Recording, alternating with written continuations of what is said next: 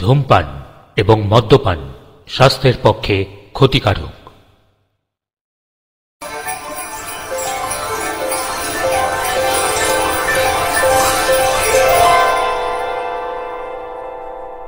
নমস্কার বন্ধুরা, আমি অনির্বাণ আর এসে গিয়েছি আপনাদের প্রিয় অডিও স্টোরি চ্যানেল সূচিপত্রের গল্পকে সঙ্গে করে নিয়ে।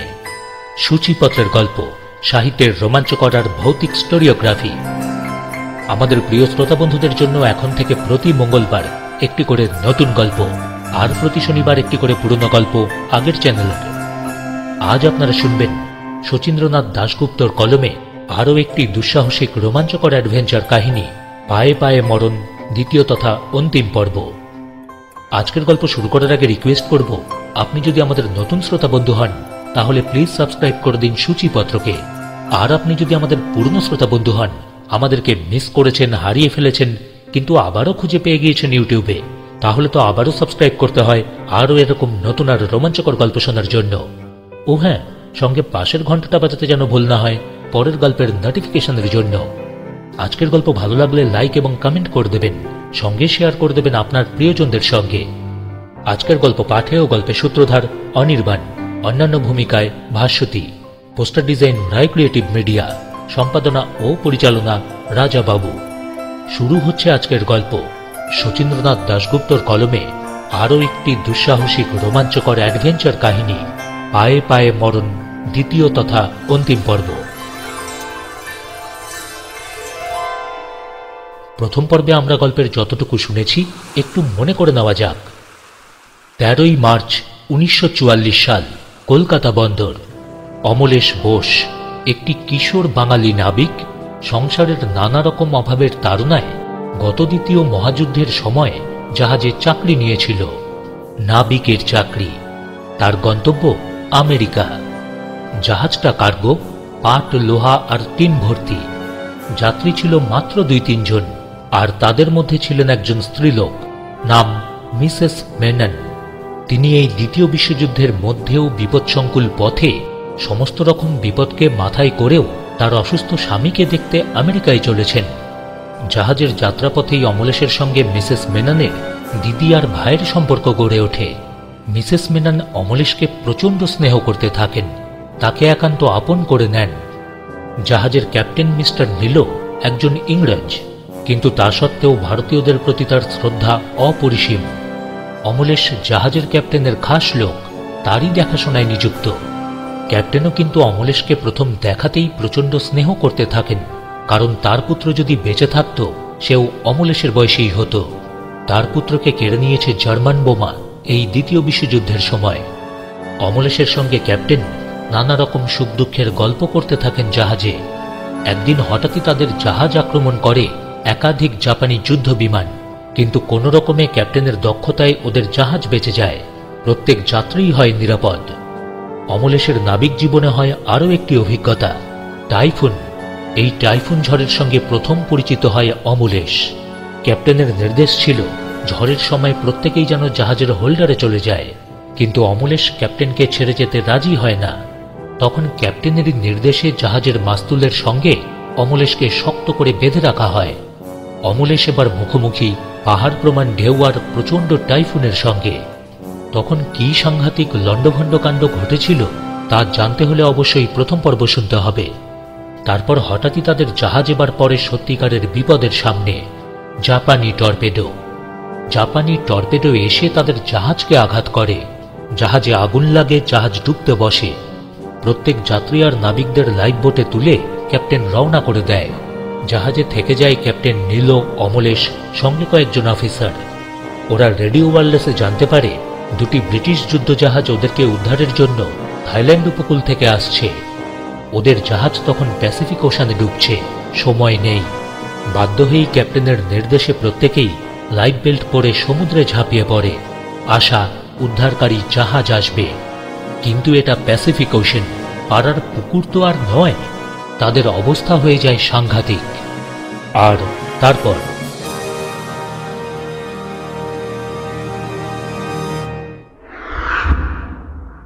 শোনো, সর্বপ্রথম আমি জলে ঝাঁপ দেব, তোমরা আমার পেছন পেছন ঝাঁপিয়ে পড়বে। এসো, ঝাঁপ দেবার আগে আমরা সকলের কাছে বিদায় নেই। একে একে সকলেই ক্যাপ্টেনের সঙ্গে এসে করমর্দন করল। ক্যাপ্টেন বললেন, good bye my friends, good bye my country, good bye my boy. Ready, 1, 2, 3। Captain জলে ঝাঁপ দিলেন। আমরাও ক্যাপ্টেনের সঙ্গে সঙ্গে জলে ঝাঁপিয়ে পড়লাম। চারদিক অন্ধকার, সমুদ্রের হাওয়া বইছে শো শো করে। জলের স্রোতে আমরা ভেসে চলেছি। এখন আমি সম্পূর্ণ একা। এক মুহূর্ত আগেও একসঙ্গে জাহাজে তো আমরা ছিলাম। এখন কে কোথায় ভেসে চলেছে কে জানে। যেদিকে তাকাই শুধু অন্ধকার, সমুদ্রের গর্জন আর বাতাসের সাঁই সাঁই করে আওয়াজ। অন্ধকারে ভেসে চলেছি। লাইফ বেল্ট আমাকে ভাসিয়ে রেখেছে। কতক্ষণ পারবে কে জানে। ক্যাপ্টেন বলেছিলেন আমাদের সাহায্যের জন্য 2টো ব্রিটিশ যুদ্ধজাহাজ আসছে, কিন্তু তাদের আসা পর্যন্ত কি ভেসে থাকতে পারবো? স্রোতের টানে কোথাও নিয়ে যাবে না তো? উদ্ধারের আশায় আমি প্রস্তুত হয়েই জলে ঝাঁপ দিয়েছি। 2 দিন কি 3 দিন যদি ভেসে থাকতে পারি, নিশ্চয়ই কোনো মিত্রপক্ষের জাহাজ আমি পাব। আর সেই আশাতেই 3 দিনের খাবার আর জল সঙ্গে নিয়েছি আমি। রিভলভার আর ছোরা নিয়েছি একটা করে। যদি সমুদ্রের কোনো হিংস্র প্রাণী আক্রমণ করে, সেই জন্যই তোর রিভলভার আর ছোরাটা রাখা। কিন্তু যা সমুদ্র আর যা তেজ, এতে কি কোনো কাজে লাগবে এসব? সমুদ্রের ঢেউয়ের ওপর দিয়ে নেচে নেচে চলেছি। ছেলেবেলার সেই নাগরদোলার মতোই দুলছি। একবার ঢেউয়ের সঙ্গে ওপরে উঠছি, আর একবার কোথায় নিচে অতলে নেমে যাচ্ছি। আমরা যেমন খেলার মাঠে ফুটবল নিয়ে খেলি, সমুদ্রও যেন আমাকে নিয়ে ঠিক সেরকমভাবেই খেলাই খেলছে। এতদিন সমুদ্রের ওপর থেকেও সমুদ্রকে চিনতে পারিনি। এবার তার সংস্পর্শে এসে চিনলাম। হ্যাঁ, এখন আমার করবার কিছুই নেই। শিশুর চেয়েও আমি অক্ষম। শুধুমাত্র ঈশ্বরের ওপর নির্ভর করে আছি।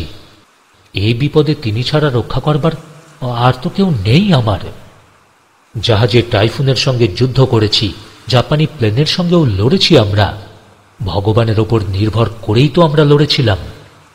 ক্যাপ্টেন বলতেন, মাই বয়, ভগবানের ওপর নির্ভর করো, নিজের কর্তব্যে অবহেলা করো না। কিন্তু আজ বুঝলাম, ভগবানের ওপর সম্পূর্ণ নির্ভর করা ছাড়া আমাদের করণীয় আর কিছুই তো নেই। এই অগাধ সমুদ্র, যার 200-300 মাইলের ভেতরে কোনো কূল নেই। এই জলে তো সাঁতার চলে না, নিজের বীরত্ব চলে না। এখানে শুধু তার উপর নির্ভর করা ছাড়া কিছুই তো করবার নেই। মনে মনে আমি ঈশ্বরকে আবারও ডাকলাম। বললাম, হে প্রভু, এই বয়সে তুমি আমাকে যা শিক্ষা দিয়েছ, 1000 বছর তপস্যা করলেও এই শিক্ষা আমি পেতাম না। তোমাকে অজস্র ধন্যবাদ, তোমাকে কোটি কোটি প্রণাম। অবাক হয়ে আমি আকাশের দিকে তাকিয়ে রইলাম। মনে কত চিন্তা। ওই আকাশ, ওই চাঁদ, কিন্তু কত দূর। ওখানে কি আমাদের মতো মানুষ আছে? তারা কি এই পৃথিবী দেখছে? মানুষ কি ওখানে যেতে পারে? হ্যাঁ, ভাবনার অন্ত নেই। মানুষ কত অসহায়, কত অক্ষম। তবু আমরা ঝগড়া করি, বিবাদ করি, নিজেকে বড় বলে অহংকার করি। কি আছে মানুষের? মানুষ কত ছোট, কত তুচ্ছ। আবার মনে হয়, মানুষ মরে যায় কোথায়? ওই আকাশের গায়েই কি মিলিয়ে যায়? তার কি কোনো অস্তিত্ব থাকে? সে কি বুঝতে পারে সে মৃত? যেমন আমি বুঝছি, আমি এখন জীবিত, অথচ আমি অক্ষম, অসহায়, ভগবানের ওপর নির্ভরশীল। মানুষ মরণের পর কি এরকম ধারাই হয়?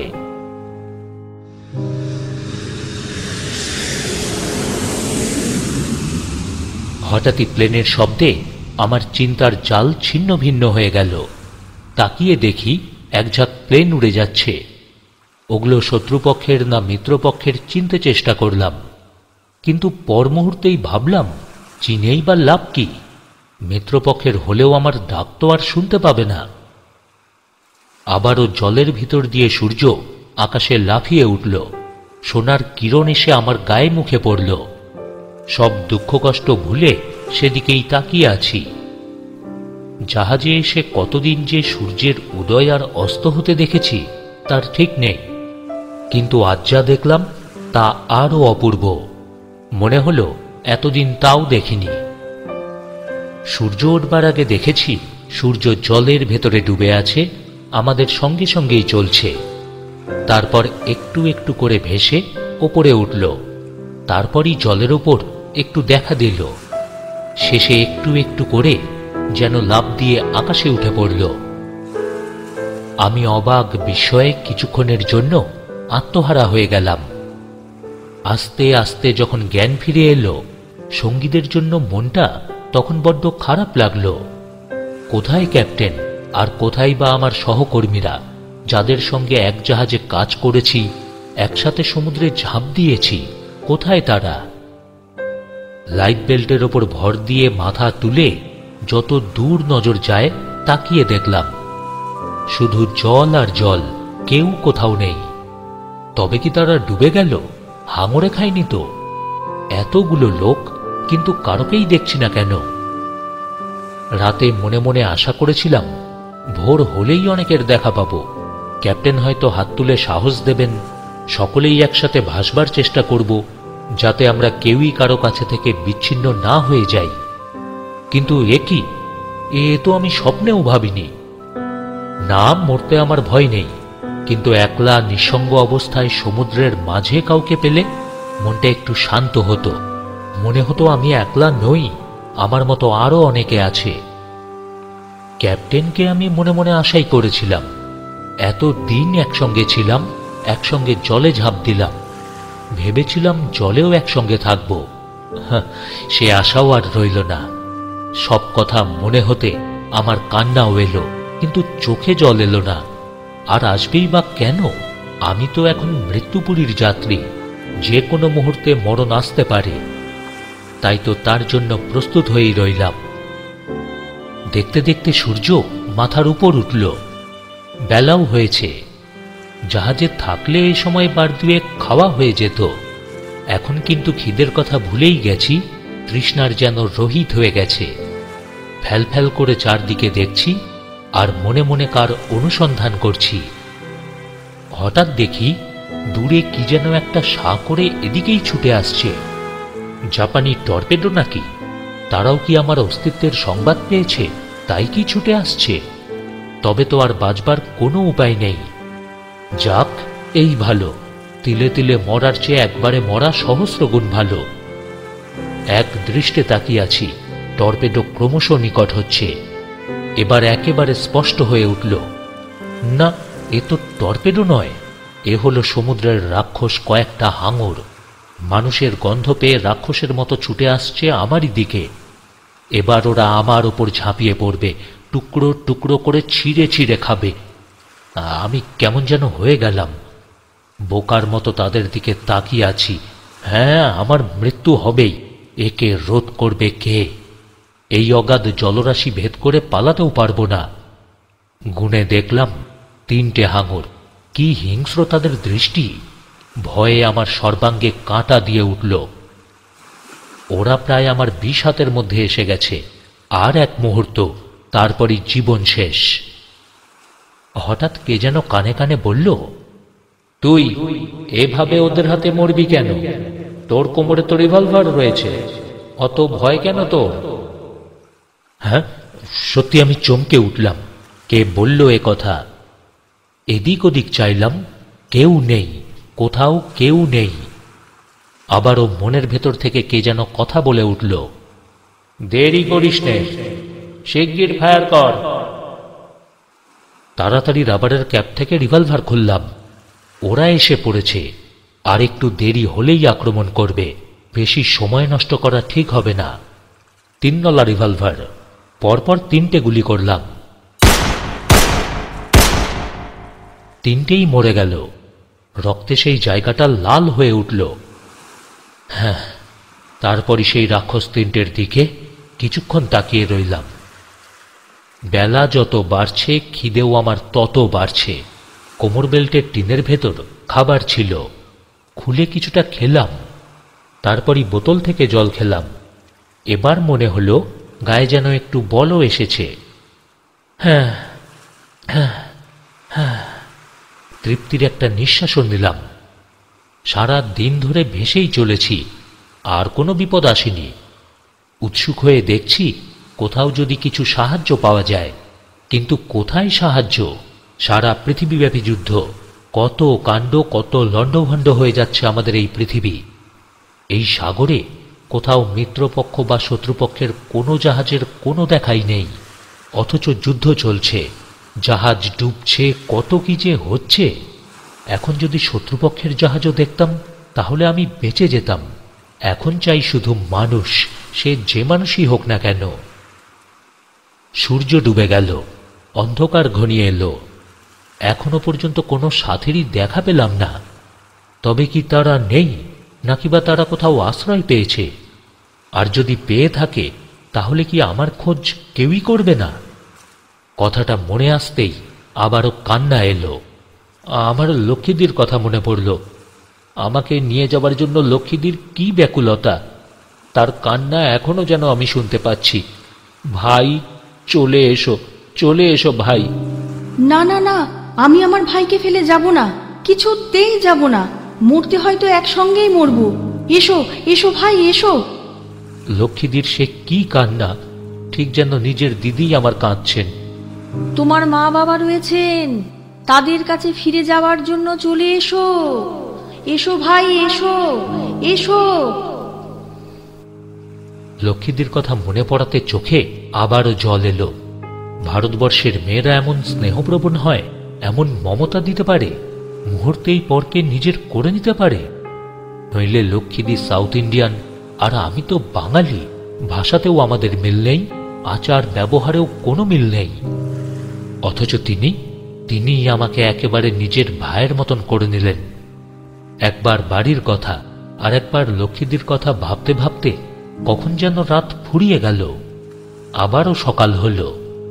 সারাটা রাত ধরে শুধু বাড়ির জন্য, লক্ষ্মীদির জন্য কেঁদেছি। খিদেও লেগেছিল, কিন্তু খেতে ইচ্ছে করল না, তাই খাইনি। এখন বেশ জোর খিদে লেগেছে। খাবারের টিনটা খুলছি, এমন সময় দেখতে পেলাম দূরে কি যেন একটা ভাসছে। সতর্ক হয়ে তাকিয়ে রইলাম। না না না, সমুদ্রকে বিশ্বাস নেই, কখন যে কি হয় কে বলতে পারে। তাকিয়ে আছি তো আছি, জিনিসটা কি বুঝতে পারছি না। ঢেউয়ের তালে তালে দুজনেই এগোচ্ছি। একইভাবে আরো আধ ঘন্টা কাটল, কিন্তু ওটা কি? একটা নৌকোর মতন ওটা কি ভাসছে? তার উপর একটা লোকও যেন শুয়ে আছে। হ্যাঁ, দেখেই আমি ব্যস্ত হয়ে উঠলাম। লাইফ বেল্ট নিয়েই সাঁতার কাটতে শুরু করলাম।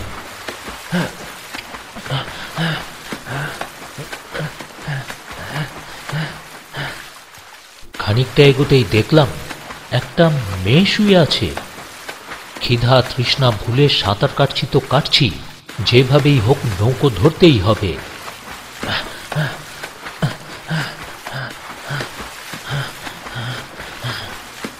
ঘন্টা দুয়েক পরিশ্রমের পর নৌকোটাকে ধরে ফেললাম। নৌকোর ওপর লাইফ বেল্ট পরে লক্ষ্মীদি শুয়ে আছেন।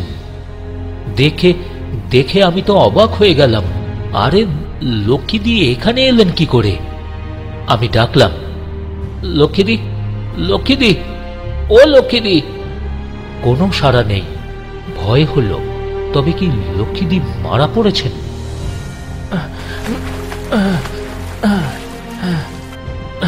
লক্ষ্মীদি। নৌকোর ওপর উঠে বসলাম। লক্ষ্মীদি উপুর হয়ে পড়েছিলেন। সোজা করে তাকে শুইয়ে দিলাম। তবুও লক্ষ্মীদির কোনো সাড়াই নেই। নাকে হাত দিয়ে পরীক্ষা করলাম, দেখলাম শ্বাস বইছে। তার মানে লক্ষ্মীদি বেঁচে আছেন। এবার মনে হয় ওর জ্ঞান ফেরাতে পারবো। অনেকক্ষণ চেষ্টার পর লক্ষ্মীদির জ্ঞান ফিরল। চোখ মেলে চাইলেন। আমি ঝুঁকে পড়ে ডাকলাম, লক্ষ্মীদি, ও লক্ষ্মীদি, লক্ষ্মীদি। লক্ষ্মীদি বোকার মতন আমার দিকে চেয়ে ধীরে ধীরে বললেন, আমি কি জীবিত না মৃত? আমি কোথায়? তুমি জীবিত লক্ষ্মীদি। দেখো, আমি বোস, তোমার ভাই। দেখো, ভালো করে দেখো লক্ষ্মীদি। এবার লক্ষ্মীদির পুরো জ্ঞান ফিরে এসেছে। ধীরে ধীরে উঠে বসলেন, বললেন, ভাই, ও মা, বোস, তুমি তুমি বেঁচে আছো ভাই? আহ! এখন থাক লক্ষ্মীদি, তুমি খুব ক্লান্ত, হয়তো দুদিন কিছু খাওনি। লক্ষ্মীদি হয়তো আরো কিছু বলতেন, আমি বাধা দিয়ে বললাম, ঠিকই ধরেছ ভাই। গত পরশু ভোরে জাপানি প্লেন আমাদের দেখতে পেয়ে বোমা ফেলে। 3টে নৌকো তো সঙ্গে সঙ্গে ডুবল। আমাদের নৌকো ফুটো হয়ে গেল। লাফিয়ে পড়তে গিয়ে নৌকাটা উপুর হয়ে গেল। লাইফ বেল্ট আগেই পড়া ছিল। আমি সাঁতার দিয়ে এর ওপর উঠে পড়েছি। আর আর কে যে কোথায় গেল জানি না ভাই। এক মুহূর্তে সব ছন্নছাড়া হয়ে গেলাম। চোখের সামনে ডুবতেও দেখলাম। উফ, সে দৃশ্য দেখলে এখনো বুক কেঁপে ওঠে ভাই। থাক না ওসব কথা, নাও খেয়ে নাও। কথাটা বলেই আমি আমার খাবারের টিন খুলে লক্ষ্মীদিকে দিলাম।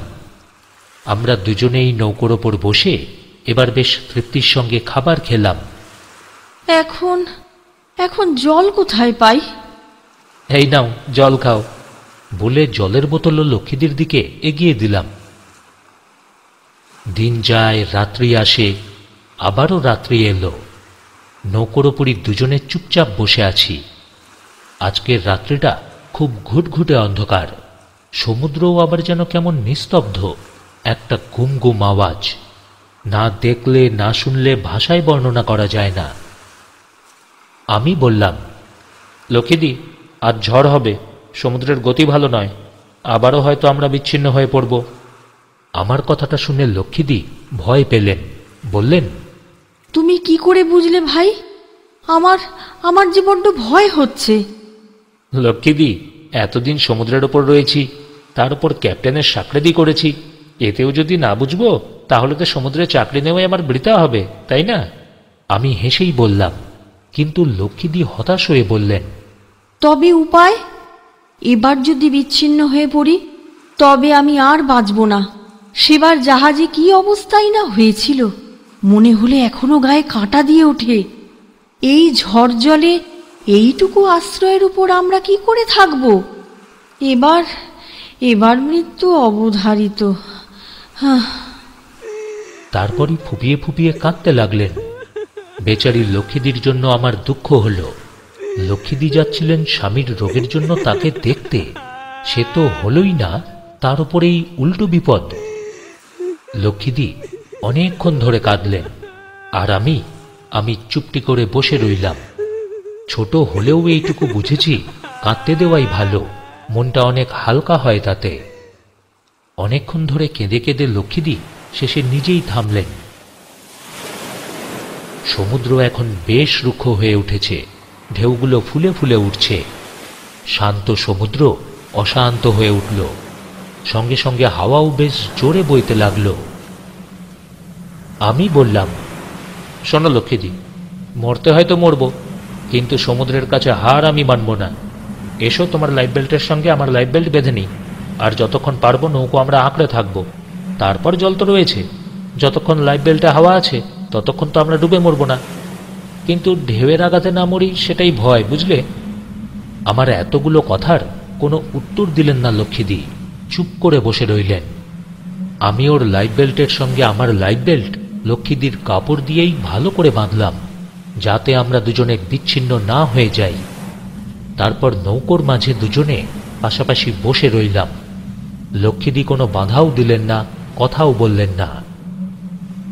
ঢেউ ক্রমশ উঁচু হয়ে আমাদেরকে গ্রাস করতে আসছে। বিরাট বিরাট ঢেউ উঁচু পাহাড়ের মতোই আমাদের দিকে ছুটে আসছে।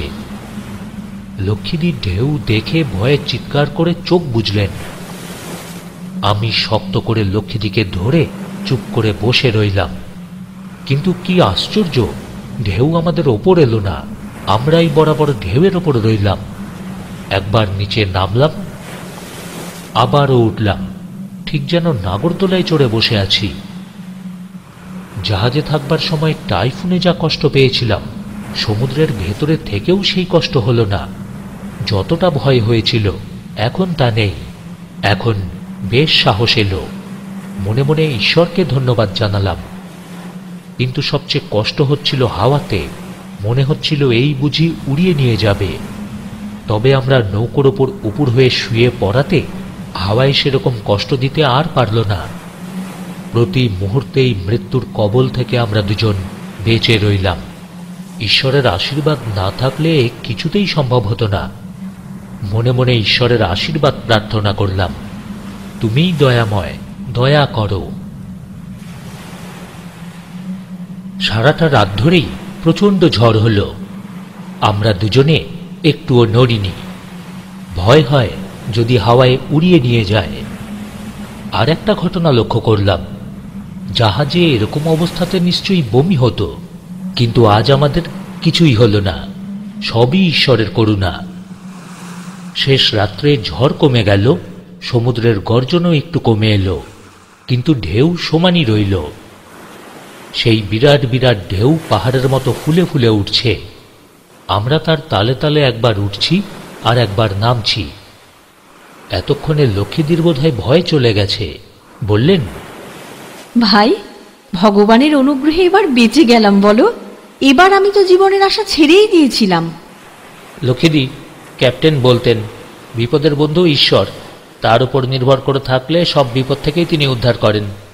দেখো, আমরা এতদিনে কত বিপদে পড়েছি, এখনও এই প্যাসিফিক ওশানে ভেসে চলেছি, এখনও আমরা মরিনি, বেঁচে আছি।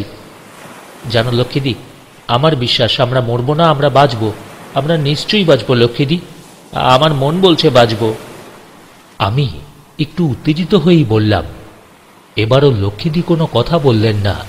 বোধহয় বুঝেছিলেন আমি উত্তেজিত হয়ে পড়েছি, আর এও বুঝেছিলেন ঈশ্বর সত্যিই মঙ্গলময়, আর তাই যদি না হবেন তাহলে এই সংকট থেকে আমরা বেঁচে থাকতে পারতাম না।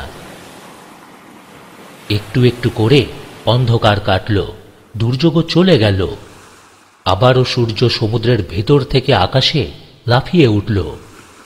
প্রভাতের কিরণে সমুদ্র ভরে গেল, সমুদ্রের জল ঝলমল করে উঠল।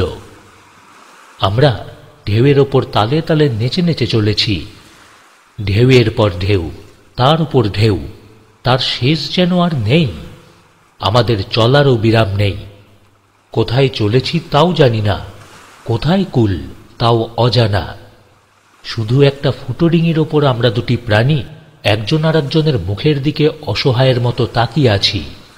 খাদ্য পানীয় যা যা ছিল সবই এখন শেষ, এখন না খেয়েই মরতে হবে। হঠাৎই লক্ষ্মীদি চিৎকার করে উঠলেন, সিবার্ড, সিবার্ড! ব্যস্ত হয়ে তাকালাম। হ্যাঁ, সত্যিই সিবার্ড। আনন্দে অধীর হয়ে উঠলাম। নিশ্চয়ই কাছে জমি আছে, না হলে সিবার্ড এলো কোথা থেকে? হে ঈশ্বর! কথাটা বলেই নৌকোর ওপর উঠে দাঁড়ালাম। এদিক ওদিক চাইলাম, কিন্তু কই, কোথায় জমি? যেদিকে চাইছি সেই দিকেই কেবল জল আর জল। লক্ষ্মীদি বললেন, ভালো করে দেখো ভাই, নিশ্চয়ই জমি আছে। সিবার তো আর এমনি এমনি সমুদ্র ফুঁড়ে আসেনি, কাছাকাছি কোথাও জমি নিশ্চয়ই আছে। উৎসুক হয়ে দেখছি। মনে যে কি আনন্দ কাউকে তা জানানো যায় না। শরীরে যেন নতুন করে বল ফিরে এলো। সিবার্ড আমাদের যেন নতুন জীবন দান করল। একটু আগেই তো অনাহারে মরবার কথা ভাবছিলাম, আর এখন সেখানে বাঁচার ইচ্ছা প্রবল হয়ে গেল। ওই তো, ওই দূরে অস্পষ্ট কিসের রেখা দেখা যাচ্ছে না? ওটা জমি নয় তো? মনে হতেই সারা শরীরে কাঁটা দিয়ে উঠল। আরও 1 ঘন্টা পর দূরে দূরে গাছের রেখা দেখা দিল। আনন্দে উৎফুল্ল হয়ে চেঁচিয়ে উঠলাম, জমি, জমি লক্ষ্মীদি, জমি! হে ঈশ্বর, আবার আমরা বাঁচবো, আবার বাড়ি যাব, মা বাবাকে দেখব। কি আনন্দ লক্ষ্মীদি, কি আনন্দ, কি আনন্দ! আমার কথা শুনে লক্ষ্মীদি বললেন, কোথায় ভাই, কোথায়? নৌকোর ওপর বসে পড়ে আঙুল দিয়ে লক্ষ্মীদিকে দেখালাম। ওই ওই লক্ষ্মীদি, ওই ওই জমি। লক্ষ্মীদিও জমির দিকে হাঁ করে তাকিয়ে রইলেন। সূর্য তখন আকাশের মাঝখানে। খিদেই পেট তখন আমাদের জ্বলছে, তৃষ্ণায় গলা শুকোচ্ছে, কিন্তু খাবার উপায় নেই। গতকাল ঝড়ের আগেই তো সমস্ত খাবার আমরা শেষ করে দিয়েছি। লক্ষ্মীদি না থাকলে হয়তো ওই খাবারে আরো 2 দিন চলত। একজনের খাবার দুজন খেলে আর কতদিন থাকে। তাকিয়ে দেখলাম লক্ষ্মীদির মুখ খিদে শুকিয়ে গেছে, কিন্তু খাবার কোথায়? সবই তো শেষ হয়ে গেছে। আমরা শুধু অপলক দৃষ্টিতে জমির দিকেই তাকিয়ে। আস্তে আস্তে জমিটা অস্পষ্ট থেকে স্পষ্ট হলো। এখন গাছপালা সবই দেখা যাচ্ছে। জমিটা দেখে মনে হলো একটা দ্বীপ। এ কোন জায়গায় এলাম? কাদের দ্বীপ? শত্রু না মিত্রদের দ্বীপ? কিছুই তো জানি না। যাদেরই হোক, এখন ডাঙায় উঠতে পারলেই বাঁচি। দেখতে দেখতে সূর্য পশ্চিম দিকে হেলেও পড়ল। ওদিকে দ্বীপও আরো স্পষ্ট হয়ে এলো। এখন আমরা দ্বীপের প্রায় 1 মাইলের মধ্যে এসে গেছি। আনন্দে হাত দিয়েই জল টেনে টেনে চললাম। সে কি আনন্দ, কি স্ফূর্তি, তোমাদের কি বলবো। এক মনে জল টেনে এগোচ্ছি। দ্বীপের কাছেও এসে পড়েছি। লক্ষ্মীদি হঠাৎই এবার শিশুর মতো চেঁচিয়ে উঠলেন, ওই যে ক্যাপ্টেন, ক্যাপ্টেন! আনন্দে মাথা তুলে দেখি, হ্যাঁ, সত্যিই তো আমাদের ক্যাপ্টেন। দ্বীপের কিনারা ঘেঁষে তিনি দাঁড়িয়ে হাত নেড়ে আমাদেরকে ডাকছেন।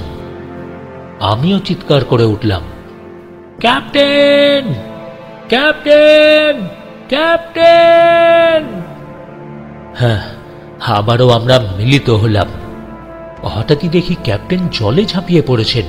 সাঁতার কেটে আমাদের দিকেই এগিয়ে আসছেন। এবার লক্ষ্মীদিও উৎসাহের চোটে হাত দিয়ে জল কেটে কেটে এগোচ্ছেন। অল্পক্ষণের চেষ্টাতেই ক্যাপ্টেন এসে আমাদের নৌকোয় উঠলেন। মাই বয়, মাই বয়, মাই বয়! ক্যাপ্টেন, ক্যাপ্টেন, কোথায় ছিলেন আপনি? আপনি কোথায় ছিলেন? আমাকে জড়িয়ে ধরে আনন্দে ক্যাপ্টেন কেঁদে ফেললেন। আমিও কাঁদলাম। লক্ষ্মীদি আমাদের দিকে তাকিয়ে বসে রইলেন। একটু পরে নৌকো এসে দ্বীপের গায়ে লাগলো। আমরাও লাফিয়ে দ্বীপে উঠে পড়লাম। সারা রাত ঘাসের উপরই শুয়েছিলাম। কিভাবে রাত গেল কিছুই খেয়াল নেই। মরার মতো পড়েছিলাম। প্রথমেই ঘুম ভাঙল আমার। আমার দুপাশে লক্ষ্মীদি আর ক্যাপ্টেন ঘুমোচ্ছেন। তখন চারদিকে রোদের ঝলক। ভোর হয়ে গেছে অনেকক্ষণ। উঠে দাঁড়ালাম। চমৎকার সুন্দর একটা দ্বীপ। ঘাসের উপর দিয়েই এদিক ওদিক ঘুরলাম। সমুদ্রের দিকে একবার ভয়ে ভয়ে তাকালাম।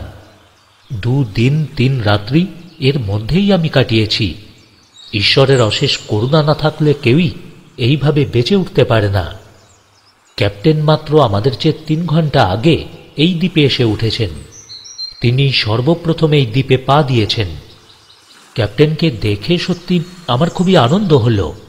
এরকম একজন সাহসী, বিচক্ষণ আর জ্ঞানী ব্যক্তির সঙ্গে থাকা, এও তো ঈশ্বরের করুণাই বলতে হবে। সমুদ্রের দিকে চোখ বুলিয়ে চলেছি। আমাদের নৌকোটাও তখনও বালির ওপর পড়ে। যদিও অকেজো, তবু এরই ওপরে তো বসে এসেছি। ছুটে নিচে গেলাম। 2 হাত দিয়ে টেনে নৌকোটাকে আরো কিছু ওপরে এনে তুললাম। ভয় হয়, জোয়ারের সময় নৌকোটাকে সমুদ্রে যদি ভাসিয়ে নিয়ে যায় তবেই তো মুশকিল। ভবিষ্যতে এটাকে মেরামত করে তো কাজে লাগানোই যেতে পারে। কাল থেকে ক্ষিধা তৃষ্ণার বদি ছিল না। এখন খিদেই পেট জ্বলছে, নাড়ি ভুঁড়ি যেন ছিঁড়ে যাচ্ছে। সমুদ্রের পাড়ের ওপরই ঘন জঙ্গল। দুর্গের প্রাচীরের মতো সারি সারি গাছ দাঁড়িয়ে আছে। কত রকমের গাছ তার ঠিক নেই। এর মধ্যে পরিচিত শুধু নারকোল গাছ, আর বাকি সব অপরিচিত। নারকোল গাছ দেখে আমার ক্ষিধা আর তৃষ্ণা 2 বেড়ে গেল। আমি জঙ্গলের দিকে ছুটলাম। গাছের নিচে অনেক নারকোল পড়ে রয়েছে। কত যুগ ধরে যে পড়ে রয়েছে কে জানে। এ যেন নারকোলের স্তূপ। না না, স্তূপ বললেও ভুল হয়, নারকোলের পাহাড়। আমি সেই পাহাড়ের ওপরই উঠে দাঁড়ালাম। পায়ের তলা থেকে কতগুলো নারকোল খসে পড়ে গেল। অমনি সঙ্গে সঙ্গে প্রকাণ্ড বড় একটা সাপ ফোনা তুলে দাঁড়ালো। ওরে বাবা! কথাটা বলেই 2 পা সরতেই পায়ের নিচ থেকে নারকোল গড়িয়ে গেল। চিত হয়ে পড়ে গেলাম। সাপটাও সঙ্গে সঙ্গে ছোবল দিল। কিন্তু যাকে ঈশ্বর এত বিপদ থেকে রক্ষা করে এসেছেন তাকে সহজে মারে কে? সাপের ছোবল থেকে আমি দুহাত দূরেই পড়েছিলাম। ছোবলের পর সাপটা মুখে হয়তো ব্যথা পেয়েছে, রেগে গেছে। সে আবারও আঘাত করতে উদ্যত হল। আমিও এর মধ্যে উঠে পড়ে রিভলভার বার করে গুলি করে দিলাম। জঙ্গলরক্ষী সাপ মশায়ের দফা ওখানেই শেষ। সাপটা পড়ে রইল। আমি অতি কষ্টে গাছে উঠলাম। অল্প সময়েই এক কাঁদি ডাব পেরে আবারও নিচে নেমে এলাম। ডাব কাঁধে করে সমুদ্রের পাড়ে ফিরে দেখলাম ততক্ষণে ওরা দুজনে উঠে আমাকে খোঁজাখুঁজি করছেন। আমাকে দেখেই ওরা আনন্দে চিৎকার করে উঠলেন। ক্যাপ্টেন বললেন, আরে বস, তুমি ডাব পেলে কোথায়? স্যার, ডাবের অভাব কি? ওই দেখুন গাছে কত ডাব। তাছাড়া এখানে নারকেলের কিন্তু কোনো অভাব নেই, প্রচুর নারকেল জঙ্গলে পড়ে আছে। তারপর সাপের গল্প বললাম। শুনে লক্ষ্মীদি চমকে উঠে বললেন, আমার গা ছুঁয়ে প্রতিজ্ঞা করো ভাই, আর কখনো কাউকে না বলে একা জঙ্গলে যাবে না। ওহ, যদি সাপের ছোবলটা গায়ে পড়তো কি হতো বলো তো? লক্ষ্মীদি, অত সহজে মরবার জন্য ভগবান আমাকে সৃষ্টি করেননি। যদি মারতেন তবে তো কবেই মেরে ফেলতেন। কিন্তু বস, মিসেস মেনন ঠিক কথাই বলেছেন। এ দ্বীপ আমাদের কাছে অজানা। কোথায় এসেছি এখনো তো ঠিক ধরতে পারছি না। এ দ্বীপে কি আছে না আছে আমরা কেউই তা জানি না। অতএব আমাদের সকলকে সাবধান থাকাই দরকার। চলাফেরাও সাবধানে করা উচিত, বুঝলে? আপনি অভিজ্ঞ লোক, কোথায় কি আছে সবই তো আপনার জানা। এই দ্বীপ না জানা তো আপনার পক্ষে খুবই অন্যায় ক্যাপ্টেন। হ্যাঁ, আপনি ঠিকই বলেছেন মিসেস ম্যানন। কিন্তু প্যাসিফিক ওশানের ভেতরে এমন অনেক ছোটখাটো দ্বীপ আছে যা এখনও আমাদের কাছে অজানা। আমার মনে হয় আমরা অজানা দ্বীপেই এসেছি। জাপানিদের কোনো দ্বীপও হতে পারে। দু একদিন না গেলে ঠিক বুঝতে পারবো না। তাই বলছিলাম, আমাদের সকলের এখন সাবধানে থাকাই দরকার। স্যার, জাপানিদের দ্বীপ হলে আমরা এতক্ষণে তো গ্রেপ্তার হয়ে যেতাম। আমার মনে হয় এটা একটা অজানা দ্বীপ। ক্যাপ্টেন আমার দিকে তাকিয়ে বললেন, মাই বয়, তুমি জাপানিদের চেনো না। ওদের মতো এমন ধূর্ত জাতি পৃথিবীতে আর একটিও নেই। শুধু সাহসে নয়, ধূর্ততাতেও ওরা জগতে অদ্বিতীয়। জাপানিরা কোথায় কিভাবে আত্মগোপন করে আছে কেউ বলতে পারে না। তুমি মনে করছো তোমাকে কেউই দেখছে না, কিন্তু ওরা আমাদের গতিবিধির ওপর সজাগ দৃষ্টি ঠিকই রেখেছে। ওরা যখন মনে করবে তখনই গ্রেপ্তার করবে। কথাটা শুনে লক্ষ্মীদি তো ভয়ে অস্থির। বললেন, কি হবে ক্যাপ্টেন? ওরা যদি আমাদের গ্রেপ্তার করে, যদি মেরে ফেলে, কি করব? তুমি অত ভয় পাচ্ছ কেন লক্ষ্মীদি? ভগবান আমাদের এত বিপদ থেকে তো উদ্ধার করলেন। এটা যদি জাপানিদের এলাকা হয়েই থাকে, তাদের হাত থেকে তিনিই আমাদের নিশ্চয়ই উদ্ধার করবেন। তুমি নিশ্চিন্তে থাকো লক্ষ্মীদি। হ্যাঁ, তুমি খুব ভালো কথাই বলেছ মাই বয়। জাহাজ ডুবির পর আমাদের তো বাঁচবার কথাই ছিল না, অথচ দেখো আমরা প্রত্যেকেই বেঁচে জমিতেও উঠেছি। কথা বলতে বলতে আমরা ডাবগুলো খেয়ে নিলাম। যা খিদে পেয়েছিল। ক্যাপ্টেন বললেন, হ্যাঁ, খাওয়া তো হলো। এবার চলো রাত্রে থাকার মতো একটা আশ্রয় খুঁজে বার করা যাক। দেখো, এভাবে খোলা জায়গায় থাকা কিন্তু বিপজ্জনক। কে বলতে পারে কার চোখে আমরা পড়ে যেতে পারি। এর চেয়ে কোথাও নিরাপদেই থাকা ভালো। কিন্তু স্যার, নৌকোটা যে পড়ে রইল, নৌকোটা দেখলেও তো সন্দেহ করতে পারে। দ্বীপে কোনো লোক এসেছে মনে করে খোঁজও করতে পারে। হ্যাঁ, ঠিক কথাই বলেছ মাই বয়। এসো নৌকোটাকে কোথাও লুকিয়ে রাখা যাক। দুজনে ধরাধরি করে নৌকোটাকে ওপরে তুলে একটা ঝোপের ভেতর লুকিয়ে রাখলাম। ক্যাপ্টেন বললেন, এসো চলো এবার জঙ্গলের ভেতর যাওয়া যাক। দেখি থাকার মতন কোনো ব্যবস্থা করা যায় কি না। তবে সমুদ্রের ধারেই থাকা চাই, বুঝলে? অথচ জায়গাটা হবে নিরাপদ। আমরা সকলকে দেখব, কিন্তু আমাদের যাতে কেউ দেখতে না পায়। আমরা তিনজনে জঙ্গলের দিকে চললাম। আমরা দুজনেই রিভলভার খুলে জঙ্গলের ভেতর প্রবেশ করছি। কি জঙ্গল রে বাবা! যদিও সমুদ্রের দিকে কিছুটা ফাঁকা। যতই ভেতরে যাচ্ছি জঙ্গল তত ঘন হয়ে উঠছে। এখানে কোনোদিন মানুষের পা পড়েছে বলে তো মনে হয় না। গাছের পাতা, ডালপালা, নারকোল সব পড়ে স্তূপীকৃত হয়ে রয়েছে, পা ঢুকে যাচ্ছে। ক্যাপ্টেন বললেন, খুব সাবধানে চলো। এসব দ্বীপে সাপের অভাব হয় না কিন্তু। আর যা শ্যাওলা জমেছে এর ভেতরেও সাপ থাকা বিচিত্র নয়। আমরা খুব সতর্ক হয়েই চলেছি। সাপের সঙ্গে তো প্রথমেই আমার একটা পরিচয় হয়ে গেছে, একটুর জন্য বেঁচেও গেছি, কাজেই আমি চুপ করেই থাকলাম। তিনজনেই ঘুরছি, মনের মতো জায়গা পাচ্ছি না, অথচ সমুদ্র থেকে বেশি দূরে যাবারও ইচ্ছা নেই। ঘুরতে ঘুরতে ক্লান্ত হয়ে পড়েছি। এতক্ষণেও জঙ্গলে কোনো জন্তু জানোয়ারের সঙ্গে সাক্ষাৎ হলো না। খাবার মধ্যে শুধু ডাব আর নারকল। দেখলাম নারকলের কোনো অভাব নেই, বহু নারকল ফোপর হয়ে পড়ে আছে। এদিকে খিদে আবারও মাথাচাড়া দিয়ে উঠল। মাটিতে অনেক বুনো নারকল, অনেকগুলোর ভেতরেই ফোপর। তিনজনে মিলে পেট ভরে সেই ফোপর খেলাম। একটু বিশ্রাম করে আবারও চললাম। বোধহয় বেলা 3টে কি 4টে হবে। এমন সময় একটা জায়গা নজরে পড়ল। চারদিকেই ঝোপঝাড়, বড় বড় গাছ, কিন্তু মাঝখানটা ফাঁকা। ক্যাপ্টেন আর লক্ষ্মীদি জায়গাটাকে বেশ পছন্দ করলেন। আর এখান থেকে সমুদ্রও খুব দূরে নয়, গাছে উঠলেই সমুদ্র দেখা যায়। সবই তো ভালো, কিন্তু এখানে থাকি কি করে? মাটিতে থাকা মোটেই নিরাপদ নয়। অতএব স্থির হল গাছের ওপরই রাত কাটাবো। ক্যাপ্টেন বললেন, এসো এসো, মাচা তৈরি করা যাক, নইলে মিসেস মেনন থাকবেন কি করে? তার জন্য তো মাচা চাই নাকি? কাছেই বটগাছের মতন প্রকাণ্ড একটা বড় গাছ ছিল। তার শাখা প্রশাখা অনেক, আর জঙ্গলে কাঠের অভাব নেই। তাই দিয়ে আমরা একটা মাচা করে নিলাম। দেখতে দেখতে রাত হয়ে এলো। লক্ষ্মীদিকে গাছে উঠিয়ে মাচায় বসিয়ে দিলাম। আমি আর ক্যাপ্টেন কাছেই একটা গাছের ডালে উঠে বসলাম। এভাবেই 7 দিন কাটল। আমাদের অবস্থারও কোনো পরিবর্তন হয়নি। এই 7 দিনেই গোটা 6 সাপ মেরেছি। সাপ ছাড়া অন্য কোনো প্রাণী এখনো চোখে পড়েনি। খাবার নেই। খিদে পেলে কেবল নারকোল আর ফোপর খাই, তেষ্টা পেলে ডাব পেরে নিই। জামা কাপড় একেবারে ছিঁড়ে গেছে। সবচেয়ে অসুবিধা হচ্ছে লক্ষ্মীদির। তার কাপড়ের যা অবস্থা, এভাবে আর কিছুদিন গেলে লক্ষ্মীদির হয়তো আত্মহত্যা করা ছাড়া উপায় থাকবে না।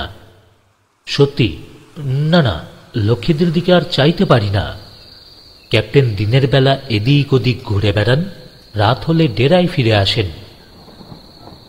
সেদিন রাত্রে ঝড় উঠল। এমন অবস্থায় গাছে থাকাও নিরাপদ নয়, আবার ভয়ে গাছের নিচে নামতেও সাহস হয় না। কি জানি রাতের অন্ধকারে কি হয় কে বলতে পারে। আমরা দুজনেও দুটো মাচা করে নিয়েছিলাম।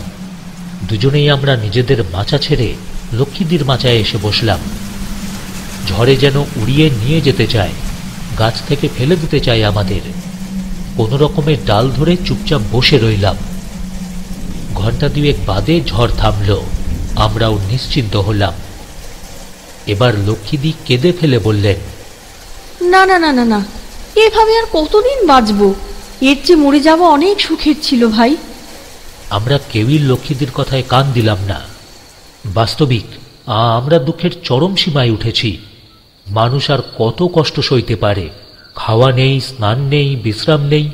মুক্তির জন্য সদা সর্বদা আমরা পরিশ্রম করছি। দিনের বেলা চুপটি করে সমুদ্রের পাড়ে বসে থাকি। ক্যাপ্টেন দূরবীন দিয়ে দেখেন কোনো জাহাজের সন্ধান পাওয়া যায় কিনা। আমরা সমুদ্রের পাড়ে একটা ঝোপ ঠিক করে নিয়েছিলাম। তিনজনেই দিনের বেলা সেইখানেই বিশ্রাম করতাম। খিদে পেলে নারকেল আর তার ফোপর পেট ভরে খেতাম। মাঝে মাঝে আমরা দ্বীপের আরও ভেতরে ঢুকে দেখতাম কোথায় কি আছে। কিন্তু না, আজ পর্যন্ত কোনো হিংস্র বা অহিংস্র প্রাণীর কোনো দেখাই পাইনি। হিংস্রের মধ্যে শুধু সাপকেই দেখে আসছি, তাই তো এখন আর সাপকে ততটা ভয় লাগে না। ঝড় থামার পর ভোর হয়ে এসেছে। আমরা আবার নিজেদের মাচায় ফিরে গিয়ে শুয়ে পড়লাম। কখন ঘুমিয়ে পড়লাম তার আর খেয়াল রইল না। যখন ঘুম ভাঙল বেলা তখন অনেক। তাড়াতাড়ি গাছ থেকে নামলাম, কিছু ফোপর খেয়ে জলযোগ সারলাম। তারপরই সমুদ্রের পাড়ের দিকে চললাম। সমুদ্রের পাড়ে আসতেই অবাক হয়ে গেলাম। আনন্দে চেঁচিয়ে উঠলাম আমি, স্যার, জাহাজ জাহাজ জাহাজ! আমেরিকান যুদ্ধজাহাজ ভেঙে অর্ধেক ডুবে আছে। কালকের ঝড় বোধহয় এদিকে নিয়ে এসেছে। জাহাজটা শূন্য, লোকজন নেই। ক্যাপ্টেন আর লক্ষ্মীদি ছুটে এলেন। আমি বললাম, স্যার আমি জাহাজে যাব, দেখব কি আছে, নিশ্চয়ই খাবার দাবার কিছু পাবো। কিন্তু এখন নয় মাই বয়, রাতের অন্ধকারে। জাহাজ থেকে যা পারবো আমরা নিয়ে আসব। আমার বিশ্বাস খাবারের টিন অনেক পাবো, আর তাহলে খাবারের অভাব আর আমাদের থাকবে না। সারাটা দিন আমরা আনন্দে কাটালাম। রাত্রে নৌকো নিয়ে আমরা তিনজন রওনা হলাম। ও হ্যাঁ, বলতে ভুলে গেছি, ইতিমধ্যেই নৌকোটাকে আমরা মেরামত করে রেখেছিলাম। কি জানি কখন কি কাজে লেগে যেতে পারে। এখন দেখলাম মেরামত করে সেদিন বুদ্ধির কাজই করেছিলাম। নিঃশব্দে নৌকা বেয়ে চলেছি। ঘণ্টাখানেকের মধ্যেই জাহাজের গায়ে নৌকো থামল। চারদিকে ঘুটঘুটে অন্ধকার। জাহাজের গাটাও কালো রং করা, কালোয় কালোয় মিশে গেছে। কিন্তু কি করে যে জাহাজে উঠি তা তো বুঝতে পারছি না। ক্যাপ্টেন জাহাজের গা ধরে ধরে নৌকো নিয়ে যাচ্ছেন। আমি নির্বাক হয়ে দাঁড়িয়ে আছি, লক্ষ্মীদি নৌকোর মধ্যেখানে বসে। কারো মুখেই কোনো কথা নেই। নৌকোটা নিয়ে ক্যাপ্টেন জাহাজের হালের দিকে এলেন। দেখতে পেলাম জাহাজটা বোমা পড়ে ক্ষতবিক্ষত হয়ে গেছে, আর পিছনের দিকটা জলের নিচে ডুবে গেছে, শুধু সামনের দিকটাই উঁচু। ক্যাপ্টেন বললেন, শোনো বস, এই দিক দিয়ে জাহাজে ওঠা যাবে, দেখো পারো কি না। ও হ্যাঁ, কিন্তু খুব সাবধানে। ক্যাপ্টেন নৌকোটাকে এমন করে দাঁড় করালেন, সেখান থেকে জাহাজে ওঠা খুবই সহজ। জাহাজের ডেকের রেলিংটা জলের সঙ্গে মিশে আছে। সেই রেলিং ধরে একটু একটু করে জাহাজের ওপর উঠে গেলাম। ডেকের ওপর নানান জায়গায় বোমার চিহ্ন, রাইফেল পড়ে আছে কয়েকটা। মনে হয় হাতাহাতি যুদ্ধ হয়েছে। জাহাজের ক্যাপ্টেনের ঘরের দিকে গেলাম। দেখলাম তার টেবিলের ওপর কয়েক প্লেট খাবার আর হুইস্কির বোতল। খাবার দেখে খিদে যেন আমার শতগুণ বেড়ে গেল। কতদিন যে এরকম খাবার খাইনি তার ঠিক নেই।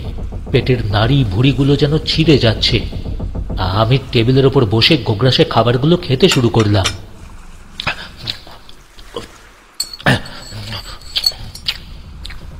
পেট ভরে খেলাম, বেশ তৃপ্তি হল। এখন আমার কাজ হচ্ছে আরো বেশ কিছু খাবার সংগ্রহ করা। দেখলাম ক্যাপ্টেনের ঘরে আরো অনেক খাবারের টিন মজুদ। যত পারলাম সংগ্রহ করে একটা টেবিল ক্লথ দিয়ে বেঁধে আবারও রওনা হলাম। ভাগ্যগুণে লম্বা একটা দড়িও জুটে গেল, সেটাও নিলাম। জাহাজের কিনারায় এসে খাবারগুলো দড়ি দিয়ে নিচে নৌকোয় নামিয়ে দিলাম। ক্যাপ্টেন আর লক্ষ্মীদি আমার জন্যই অপেক্ষা করছিলেন। আমি খাবার নামিয়ে দিয়ে চিৎকার করে বললাম, স্যার আপনারা খেয়ে নিন, আমি খেয়েছি। বস তুমি আসবে না? চলে এসো।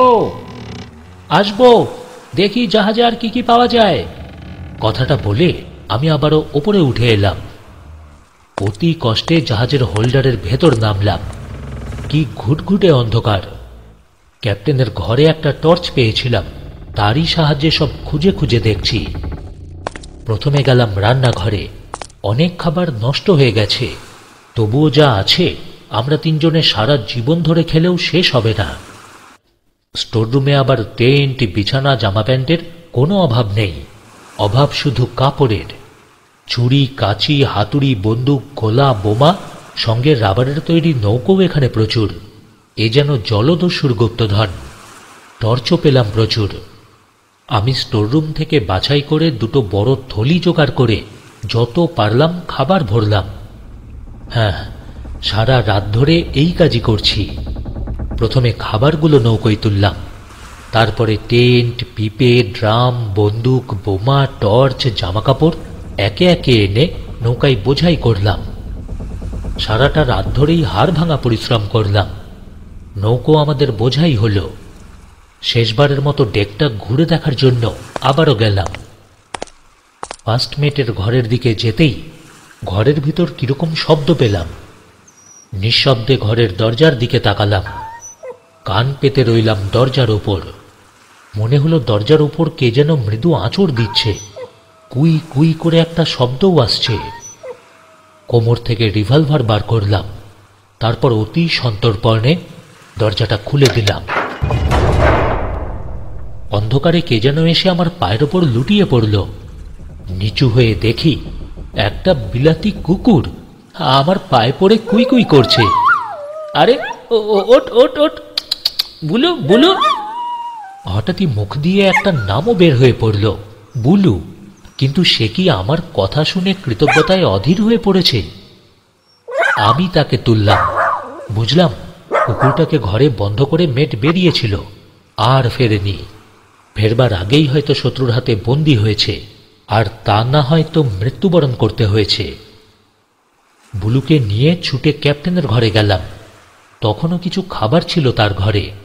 কুকুরটাকে খেতে দিলাম। খা। একবার সে আমার মুখের দিকে তাকালো। আমি বললাম, নে নে, খেয়ে নে, খেয়ে নে। বুলু খেতে আরম্ভ করল, কিন্তু অনেকদিন অনাহারে থাকার দরুন মনে হলো কুকুরটা খেতে পারছে না, হয়তোবা পিপাসা পেয়েছে। একটুখানি খেয়েই আবার আমার মুখের দিকে তাকালো। আমার কোমরে সর্বদাই বোতলে ভরা থাকতো ডাবের জল। কি জানি কখন কি প্রয়োজন হয় বলা তো যায় না।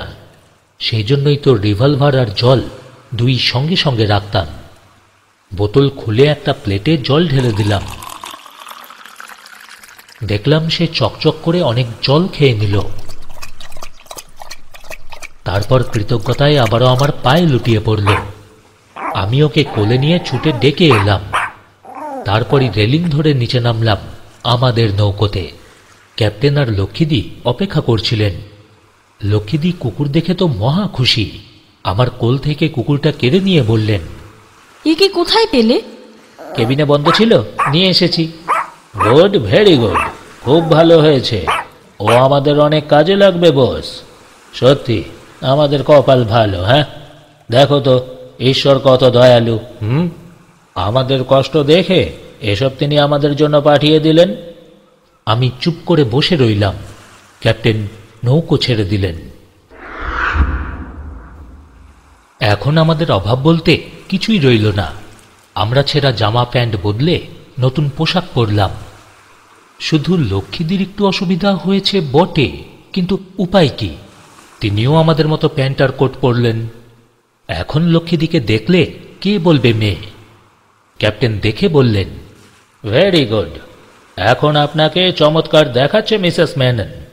আপনাকে আমি ড্রিল শেখাবো, বন্দুক চালানো শেখাবো, একেবারে পাকা সৈনিক করে ছেড়ে দেব। হ্যাঁ। লক্ষ্মীদি বললেন, রক্ষা করুন, ও বিদ্যে শিখে আমি কি করব? আমি মেয়ে, যা শিখেছি এই যথেষ্ট। আরে না, মেয়েরা তুচ্ছ নয় মিসেস মেনন। আপনার দেশের বহু মেয়ে আমাদের সঙ্গে যুদ্ধ করছেন, আপনি তো সেই দেশেরই মেয়ে। লক্ষ্মীদি আর কথা বাড়ালেন না। এখন যদিও আমাদের কোনো অভাব নেই, তবু আমরা রাতে গাছের ওপরেই ঘুমাই। বুলু থাকে পাহারায়। বুলুকে পেয়ে আমাদের খুব উপকারী হয়েছে। রাতে আর আমাদের পালা করে পাহারা দিতে হয় না, বুলুই এখন সেই কাজ করছে। একদিন রাতে বুলুর চিৎকারে আমাদের ঘুম ভেঙে গেল। ব্যাপার কি? বুলু অমন করে ডাকছে কেন? শত্রু এলো নাকি? হঠাৎ দেখি দুটো জল জলে চোখ গাছের ওপর উঠে আসছে। সঙ্গে সঙ্গেই টর্চ জ্বাললাম। লক্ষ্মীদি সেই দিকে তাকিয়ে চিৎকার করে বললেন, ও মা, এ যে দেখছি অজগর সাপ! সর্বনাশ! আর হাত চারেক উঠলেই বসকে ধরতো। একসঙ্গে আমাদের দুজনের রিভলভার গর্জন করে উঠল। সাপটাও পড়ে গেল মাটিতে। তাড়াতাড়ি নিচে নেমে এলাম। সাপটা তখনও নড়ছে। আর একটা গুলি করতেই তার দফা শেষ হয়ে গেল। মেপে দেখি সাপটা 7 হাত লম্বা। কুকুরটা যদি না থাকতো সেদিন যে কি ঘটতো কে বলতে পারে। কাজেই আমরা ঠিক করলাম, ভালো একটা জায়গা না পাওয়া পর্যন্ত এভাবেই জেগে রাত কাটাবো। আমরা দ্বীপের উত্তর, দক্ষিণ, পশ্চিম সব দিকেই ঘুরেছি, যাইনি শুধু পূব দিকে। দ্বীপটা নেহাত ছোট নয়, কিন্তু এতদিন দ্বীপে থেকে এইটুকু বুঝেছি, দ্বীপে কোনো হিংস্র জন্তু নেই, থাকার মধ্যে আছে কেবল সাপ। কত রকমের যে সাপ আছে তার ঠিক নেই। একটু অন্যমনস্ক হয়ে রাস্তায় চললেই সাপের কবলে পড়তে হবে। কিন্তু কি আশ্চর্য, দ্বীপে হরিণ, ছাগল এরম কোনো প্রাণীই তো নেই। পাখিও যদি দেখতাম তবু মনে একটু সান্ত্বনা হতো। এমনই দ্বীপ, না পেলাম ফলের গাছ, না আছে হিংস্র জন্তু, আর না আছে কোনো পাখি। ক্যাপ্টেন ঠিকই বলেছিলেন, হয় আমরা জাপানের কোনো দ্বীপে এসে পড়েছি, নয়তো প্যাসিফিক ওশানেরই কোনো একটা অজানা দ্বীপ এটা। আমাদের এখন মনে হলো, হ্যাঁ, এটা অজানা দ্বীপই বটে। আর এখনো পর্যন্ত আমরা ছাড়া এখানে কোনো সভ্য মানুষের কখনো পা পড়েনি। অবশ্য সেদিক থেকে আমরা সত্যিই ভাগ্যবান। কিন্তু এই দ্বীপে কি মানুষ নেই, জল নেই? দ্বীপটা কি পুরো দ্বীপ শুধু সাপেরই রাজত্ব? আজ 1 মাসের ওপর এই দ্বীপে আছি, কিন্তু এখনো পর্যন্ত মানুষের কোনো চিহ্ন না, কই দেখলাম না তো। আর জলের কোনো সন্ধানও পেলাম না।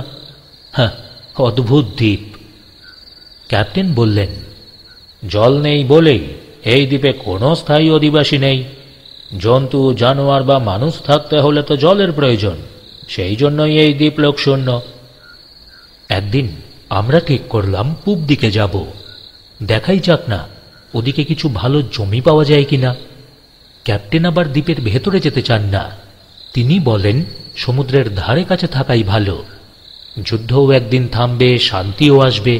যদি ততদিন বেঁচে থাকতে পারি, উদ্ধার আমরা নিশ্চয়ই পাব। একদিন না একদিন জাহাজের দেখা পাব। আর দ্বীপের ভেতর থাকলে সেই সুবিধা তো হবে না। লক্ষ্মীদির মতো তাই। কাজেই আমাকেও সকলের মতই মানতে হলো। আমরা কিন্তু এখন আর 3 জন নই, বুলুকে নিয়ে 4 জন। একদিন সকালে খাওয়া দাওয়া শেষ করে দ্বীপের পূব দিকে রওনা হলাম। ঘোর জঙ্গল, কোনো পথ নেই। আর কেউ আমাদের জন্য পথ করেও রাখেনি। কাজেই পথ করেই আমাদের যেতে হচ্ছে। সেই জন্য আমাদের সময়ও লাগছে খুব। অনেকটা ভেতরে ঢুকে গেছি, পরিশ্রান্তও খুব। 4 জনেই বসে বিশ্রাম করলাম। সঙ্গে খাবার ছিল, জল ছিল, তাই খেলাম। যদিও দ্বীপে জল নেই, কিন্তু আমাদের জলের অভাবও নেই। এখানে বৃষ্টি হয় খুব, আর প্রায়ই বৃষ্টি হয়। জাহাজ থেকে বড় বড় যে ড্রামগুলো এনেছিলাম, বৃষ্টির জল ধরে সেই ড্রাম ভর্তি করে রাখি।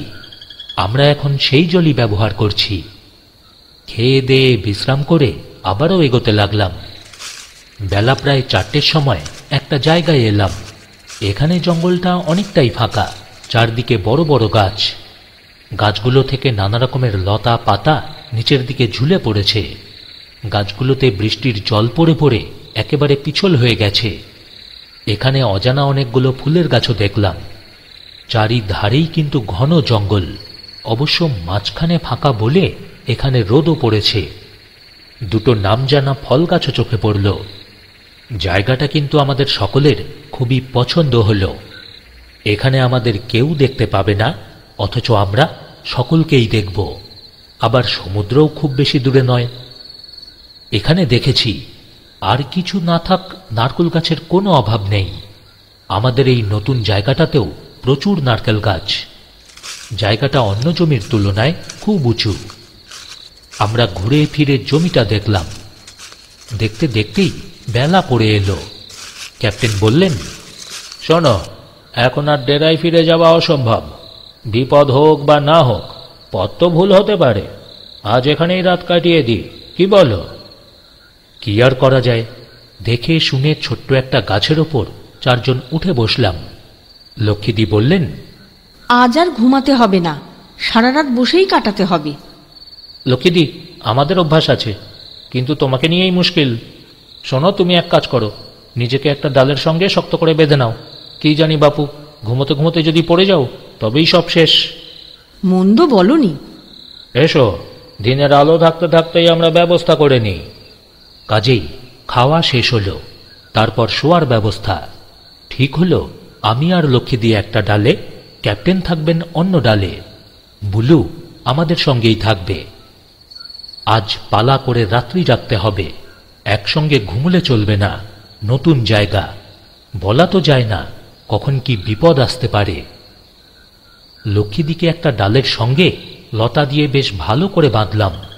ঘুমের ঘোরে পড়ে যাবার আর কোনো সম্ভাবনাই থাকল না। সারা রাত আমরা গাছেই কাটিয়ে দিলাম। না, কোনো বিপদ হলো না। ভোর হতেই সকলে উঠে পড়লাম। লক্ষ্মীদির ইচ্ছে আরও একটু ঘুরে ফিরে তবেই ফেরা। আমাদেরও সেই মত, তাই আরও পূর্ব দিকে এগোতে লাগলাম।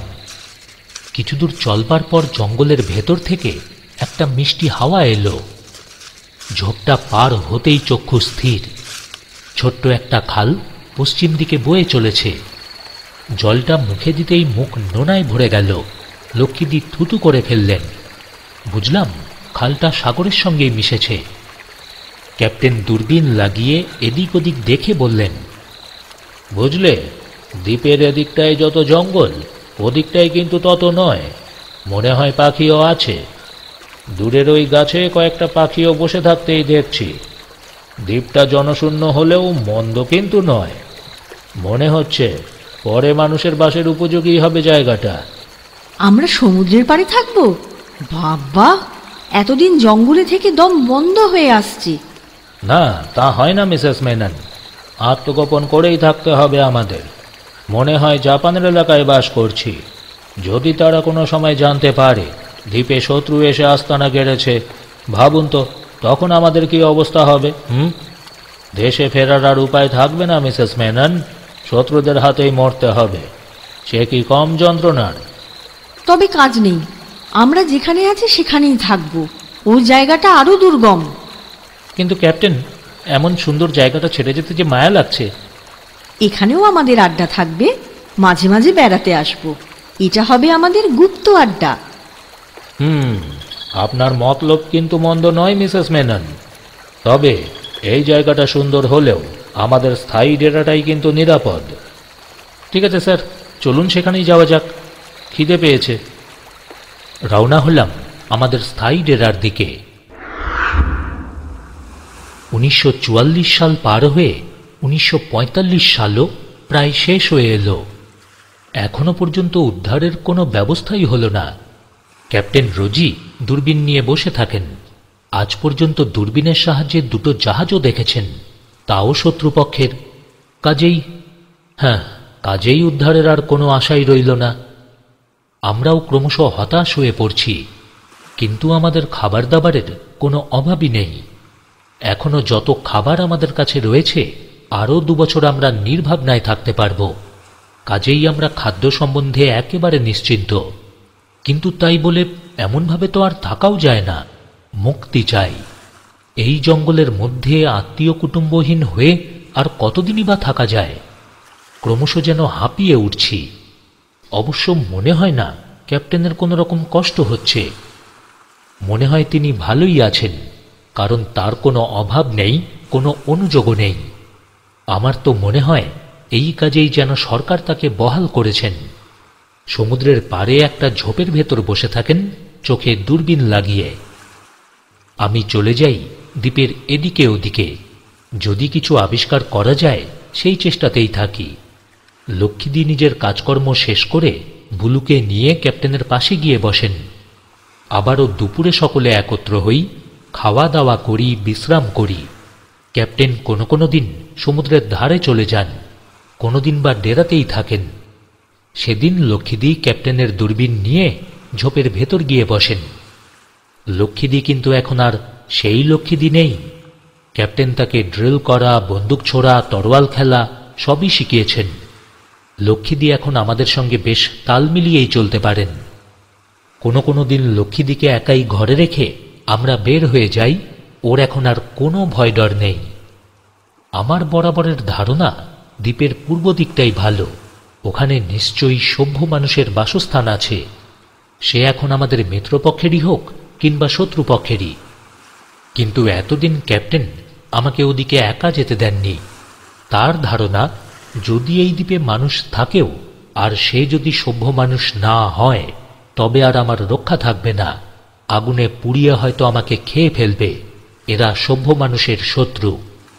কিন্তু তাই বলে কতদিনই বা এমনভাবে ভয়ে ভয়ে থাকা যায় বলুন তো? আমি স্থির করলাম এবার একবার যাব। তাই থলি করে 2-3 দিনের খাবার এবং জল ভরে নিলাম। কোমরে পিস্তল আর বুকে 100 কার্তুজ নিয়ে তৈরি হলাম। এমন সময় লক্ষ্মীদি আমাকে বাধা দিলেন। তার চোখ ছলছল করে উঠল। বললেন, না না না না, একা তুমি ওই ভুতুড়ে দ্বীপে যেতে পারবে না ভাই।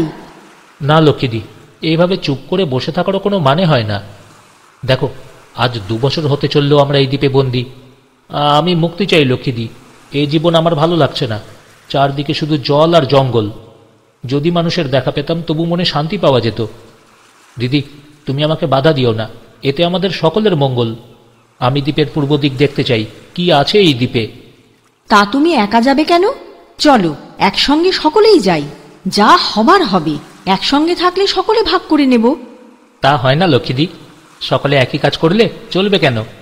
সমুদ্রে পাহাড় দেওয়া তো একটা কাজ। বলা তো যায় না যদি জাহাজ পেয়ে যাই। সেই জন্যই তো ক্যাপ্টেনকে আমি বিরক্ত করতে চাই না। আর তোমার কথা বলছো, তোমার কাজও কম নয়। যদি কোনো বিপদে পড়ো, কি হবে? কি করে আমরা থাকবো? কি মুখ নিয়ে যাব দেশে আমরা? ওসব বাজে চিন্তা করো না লক্ষ্মীদি। যদি দেখো 3-4 দিনের ভিতরে আমি ফিরে না আসি, তোমরা আমার খোঁজ শুরু করবে। লক্ষ্মীদি টলো চোখে আমার মুখের দিকে তাকিয়ে রইলেন। আমি ক্যাপ্টেনের কাছে বিদায় নিয়ে রওনা হলাম। একটা টর্চ হাতে ছুটে এসে লক্ষ্মীদি আমায় দিয়ে গেলেন। হ্যাঁ, টর্চের কথা তো ভুলেই গিয়েছিলাম। ভাগ্যেশ লক্ষ্মীদি মনে করিয়ে দিলেন, না হলে রাত্রে যে কি অসুবিধায় পড়তে হতো। হ্যাঁ। লক্ষ্মীদি আর ক্যাপ্টেন আমার দিকেই তাকিয়ে রইলেন। দেখতে দেখতে জঙ্গলের মধ্যে আমি অদৃশ্য হলাম। আমার উদ্দেশ্য পূর্বমুখী যাওয়া, তাই পূর্বমুখেই চলেছি। সকাল চলে গেল, দুপুর এলো।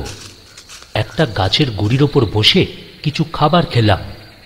তারপর 1 ঘন্টা বিশ্রাম করে আবারও রওনা হলাম। বিকেলে গিয়ে সেই খালের দেখা পেলাম। খালের জল হু হু করে বয়ে চলেছে। ওপারেই দেখলাম সুন্দর জমি, ছোট ছোট ঝোপঝাড়ে ভর্তি। খালের জলে পা দিয়ে দেখলাম ভীষণ স্রোত। এই স্রোতের মধ্যে সাঁতার দিয়ে ওপারে যাওয়া না, খুবই কষ্টকর হবে। কাজেই খালের ধার ধরে এগিয়ে চললাম। জঙ্গলের ভেতর একটা গুমট গরম ছিল। এখন হাওয়া পাচ্ছি, শরীর আর মনটাও তাই ঠান্ডা হয়ে এলো। এখন আর বালি নেই। যতই এগোচ্ছি ততই মাটি পাচ্ছি। এদিকটায় জঙ্গল যেন আরো ঘন। কিন্তু ওপারে যাবার উপায় কি? যদিও খাল বেশি চওড়া নয়, কিন্তু স্রোত যথেষ্টই রয়েছে। এদিক ওদিক তাকালাম। যেদিকে তাকাই শুধু জঙ্গল আর জঙ্গল। এদিকে পৃথিবী ঘন কালো হয়ে উঠছে। এখন চোখে যতটুকু বা দেখতে পাচ্ছি, আরেকটু পরে তাও পাবো না। অনেক খোঁজাখুঁজির পর একটা ভালো গাছ পাওয়া গেল। অতি কষ্টে তার উপর উঠে বসলাম। গাছটা পিছল। অনেকদিন ধরে বৃষ্টির জল পড়ে এরকম অবস্থা হয়েছে। গাছের গায়ে পোকামাকড় রয়েছে বিস্তর। গায়ের ওপর এসে উঠছে পোকাগুলো। কিন্তু আশ্চর্য, পাহাড়ের দিকের জঙ্গলে পোকা একেবারেই নেই। গাছও এত পেছল নয়। কেমন যেন শুকনো শুকনো ভাব, শুধু মাটি আর বালিতে ভর্তি। আর এখানকার মাটি ভিজে ভিজে স্যাঁতসেঁতে। একটু অন্ধকার হতেই পোকায় খুব জ্বালাতন শুরু করল। এবার মশাও পাচ্ছি। অস্থির হয়ে উঠলাম। এদিকে মশার ঝাঁক, ওদিকে পোকা। ওহ,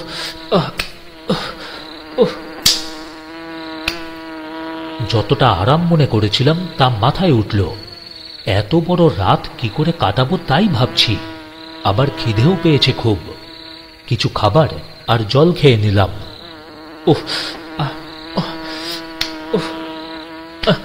না, আর থাকা চলছে না। ভীষণ জ্বালাতন করে মারছে পোকাগুলো। এভাবে কত জ্বালাতন সহ্য করব? এর চেয়ে হাঁটা ঢের ভালো। ঘুম যখন হবে না, মিছিমিছি সময় নষ্ট করে কি লাভ? জঙ্গলে যখন হিংস্র কোনো প্রাণী নেই, তখন ভয় কি? নির্ভাবনায় হাঁটতে পারবো।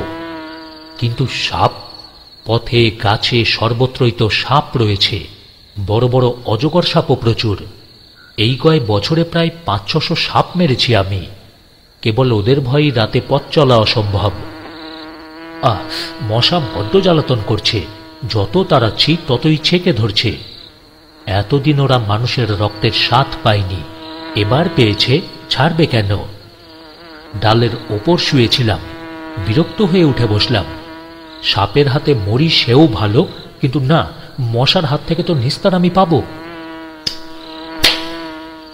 গাছ থেকে নামবো কি নামবো না ভাবছি, এমন সময় দেখি একজোড়া তারা একটু একটু করে গাছের ওপর উঠছে। সর্বনাশ, না দেখলেই তো হয়ে গিয়েছিল। তাড়াতাড়ি টর্চ জ্বাললাম। চোখের ওপর টর্চের আলো পড়ল। বিরাট এক অজগর সাপ ওপরে উঠছে। সাপের সম্পূর্ণ দেহে আলো ফেললাম। আমার লাইট দেখেও সাপের গতি বন্ধ হলো না, সে সমানে উঠছে। আর হাত তিনেক উঠতে পারলেই আমার নাগাল পাবে। না না, ভগবান নিশ্চয়ই এভাবে মরবার জন্য আমাকে সৃষ্টি করেননি, তাহলে তো আমি কবেই মারা পড়তাম। সাপটা আমার কাছে এসে গেছে, এখন মাত্র হাত দুয়েকের তফাৎ।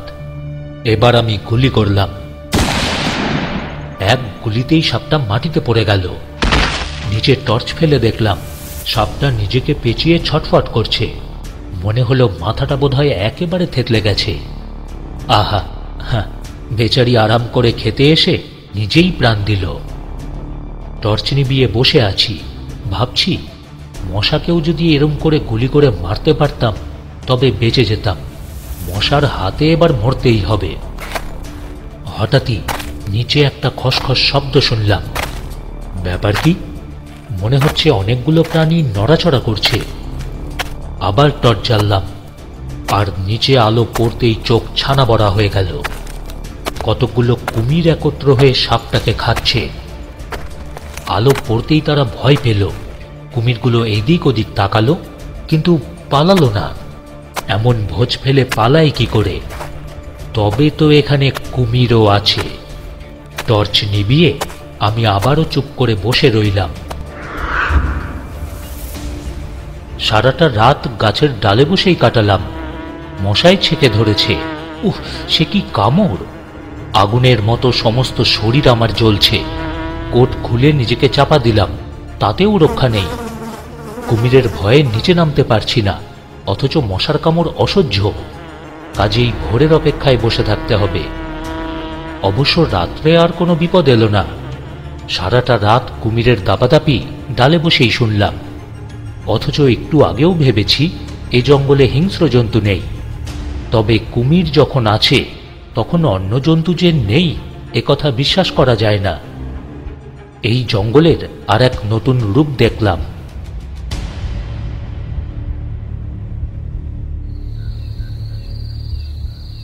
লক্ষ্মীদি যেন ঠিক নিজের দিদির মতোই ভাই ভাই করে অস্থির।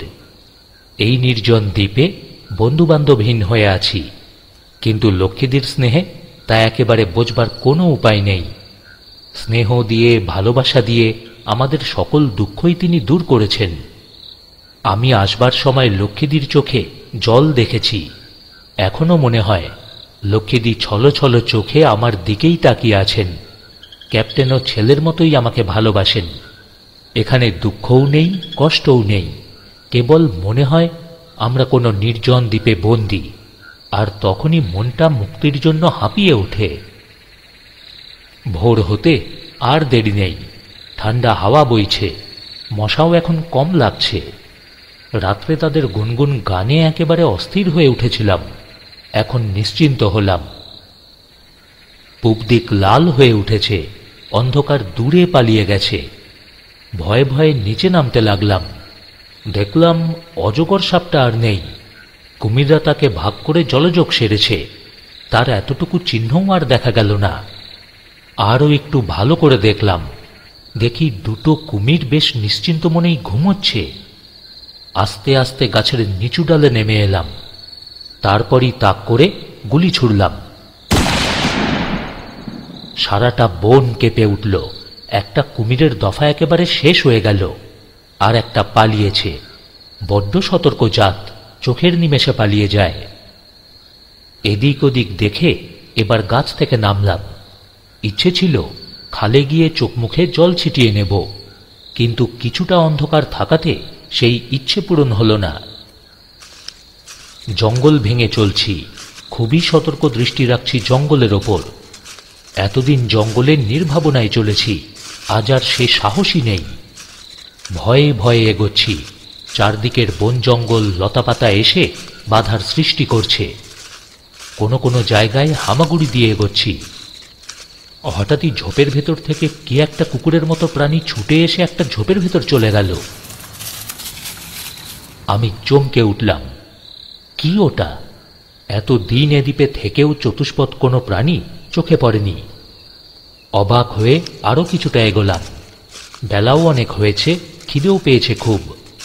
একটা ঝোপের ছায়ায় এসে বসলাম। সামনে খাল।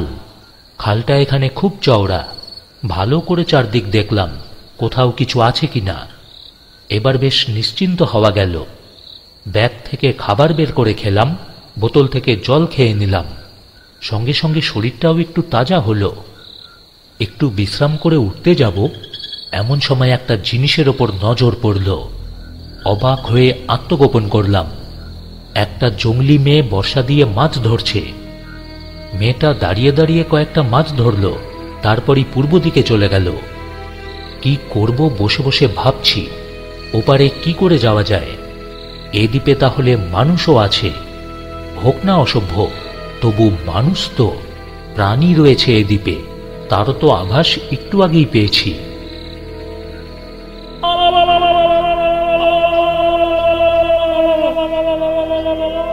বিকট শব্দ শুনে চমকে উঠলাম। কি সাংঘাতিক চিৎকার রে বাবা! বুক কেঁপে উঠল। ঝোপের ভেতর দিয়ে তাকাচ্ছি। ও কি, খালের ভেতরে একটা ভেলার ওপর জনাচারেক কালো মিশমিশে অসভ্য লোক। রোদ পড়ে হাতের বর্ষাগুলো চকচক করছে। চিৎকার শুনে পূর্বপার থেকে কতকগুলো উলঙ্গ ছেলে মেয়ে তাড়াতাড়ি ছুটে এলো। অসভ্য লোকগুলো তাদের ভেলা থেকে একটা কুমির আর হাঙরের মতো গোটা দুয়েক মাছ আর এক কাঁদি কলা তুলে দিল ওদের হাতে। ছেলেমেয়েগুলো হইচই করতে করতে সেগুলো নিয়ে ফিরে চলে গেল। লোকগুলো আবারও ভেলা ভাসিয়ে দিল। আমার আর যাওয়া হলো না। যদি ওরা আমাকে দেখে ফেলে, হ্যাঁ, জামাই আদর নিশ্চয়ই করবে না, হয়তো পুড়িয়েই খেয়ে ফেলবে। আর এগোলাম না, ফিরে যাওয়া যাক। ক্যাপ্টেনকে বলে একটা উপায় নিশ্চয়ই করা যাবে। এবার নিজেদের আস্তানার দিকেই ফিরব স্থির করলাম। খালের পার ধরে ঝোপ জঙ্গলের ভেতর দিয়ে সমুদ্রের পাড়ের দিকে রওনা হলাম। বেশ দ্রুত পায়েই অগ্রসর হচ্ছি। দিন শেষ হয়ে রাত্রি নামল। আবারও দিন হল। এভাবে চললে সন্ধ্যের আগেই আমাদের দ্বিতীয় আস্তানাতে অনায়াসে পৌঁছতে পারব। তারপর সেখান থেকে প্রথম আস্তানায় পৌঁছতে লাগবে, হ্যাঁ, মাত্র 2 ঘন্টা মতো। সন্ধ্যার আবছা অন্ধকারেই গিয়ে প্রথম আস্তানায় পৌঁছানো যাবে। লক্ষ্মীদির কাছে গিয়ে যখন দাঁড়াবো, তিনি আমাকে দেখে অবাক হবেন, আহ্লাদে আটখানা হয়ে উঠবেন, জড়িয়ে ধরে হয়তো কেঁদে বলবেন, ভাই এসেছিস? ইস, কি ভাবনাই না দিন কাটছে। যে দেখ, তোর ভাবনায় শুকিয়ে গেছি। আর আর কোনো দিন তোকে যেতে দেব না। লক্ষ্মীদি একেবারে নিজের বোনের মতো। অষ্টপ্রহর নিজের চোখে চোখে আমাকে রাখেন। হ্যাঁ, নিজের দিদিও এত যত্ন এত আদর করতেন কিনা সন্দেহ। আর ক্যাপ্টেন, তিনি তো পিতৃতুল্য। পিতা যেমন সন্তানকে শিক্ষা দীক্ষা দিয়ে মানুষ করতে চান, ক্যাপ্টেনও ঠিক সেরকম। আমাকে দেখলেই মাই বয় বলে জড়িয়ে ধরবেন।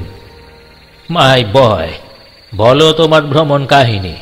কি দেখলে, কি আবিষ্কার করলে, বলো শুনি। উৎফুল্ল হয়ে পথ চলছি। দ্বিতীয় আস্তানায় এসে গেছি প্রায়। এখনো রোদ রয়েছে। আস্তানাটা দেখে তবেই রওনা হব। গাছপালা ঘেরা আস্তানাতে পৌঁছে গেলাম। এখানে আমাদের কিছু খাবার, অস্ত্রশস্ত্র আর ওই নৌকোটা রয়ে গেছে। তাই ভাবলাম এখানে একটু বিশ্রাম করেই যাই।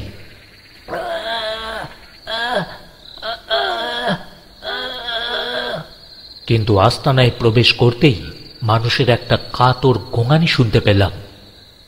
ব্যাপার কি? বুকের মধ্যে ধরাস ধরাস করে উঠল। তবে কি লক্ষ্মীদি আর ক্যাপ্টেন এখানে এসেছেন? তাদের কি কোনো বিপদ হয়েছে? ছুটে আস্তানায় প্রবেশ করলাম। অসংখ্য তীর বিধে আছে এখানে সেখানে, রীতিমতো যেন একটা যুদ্ধ হয়ে গেছে। তবে কি লক্ষ্মীদিরা আমার যাবার পরে এখানে এসেছিলেন, আর ওই অসভ্যরা কি তাদের দেখতে পেয়ে আক্রমণ করেছিল? ভালো করে চারদিকে তাকালাম। দেখলাম ঝোপের ধারে দুটো মৃতদেহ পড়ে রয়েছে। কাছে গিয়ে দেখি দুটোই গুলিবিদ্ধ। হ্যাঁ, তবে তো যা ভেবেছি তাই হলো। ক্যাপ্টেনের সঙ্গে এদের তাহলে যুদ্ধ হয়েছে। হয় ওরা ওদের মেরেছে, নয়তো বন্দি করে ধরে নিয়ে গেছে। রাগে দুঃখে আমি কেঁদে ফেললাম। আমার লক্ষ্মীদি যদি মরে গিয়ে থাকেন, ক্যাপ্টেন যদি বেঁচে না থাকেন, তবে আমারই বা বেঁচে কি লাভ? আমি পাগলের মতো হয়ে গেলাম। আরো মৃতদেহ পড়ে থাকতে দেখলাম এপাশে ও পাশে। হ্যাঁ, যুদ্ধ তাহলে ভালোই হয়েছে। হাতে অস্ত্র থাকতে লক্ষ্মীদি আর ক্যাপ্টেন কিছুতেই যে ধরা দেবেন না, এ বিশ্বাস আমার আছে। কিন্তু তাহলে ওরা গেলেন কোথায়? চারদিকে খোঁজাখুঁজি করছি। দেখি একটা গাছের ওপর ঝাঁকে ঝাঁকে তীর বিঁধে রয়েছে। নিশ্চয়ই এই গাছের আড়ালে লক্ষ্মীদের আত্মরক্ষা করে যুদ্ধ করেছেন। তবে কি এখন তারা লুকিয়ে আছেন? জঙ্গলিরা কি যুদ্ধে হেরে পালিয়েছে? নিজের রিভলভার বার করে শূন্যে গুলি করলাম। যদি ক্যাপ্টেন আর লক্ষ্মীদি কাছেই কোথাও লুকিয়ে থাকেন, নিশ্চয়ই আমার গুলির শব্দ শুনবেন, আর তারপরই তো আমি জবাব পাব। আমার গুলির আওয়াজ শুনে একটা অসভ্য ঝোপের ভেতর থেকে বের হয়ে ছুটে পালিয়ে যাচ্ছিল, কিন্তু বেশি দূর যেতে পারল না। সে পড়ে গেল।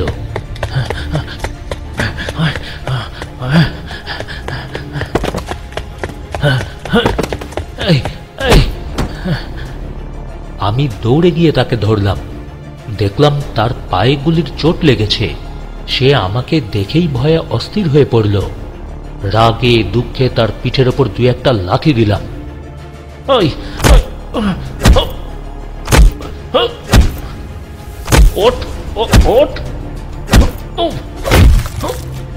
সে কোনো সাড়া শব্দ করল না। রিভলভার তুললাম মারব বলে।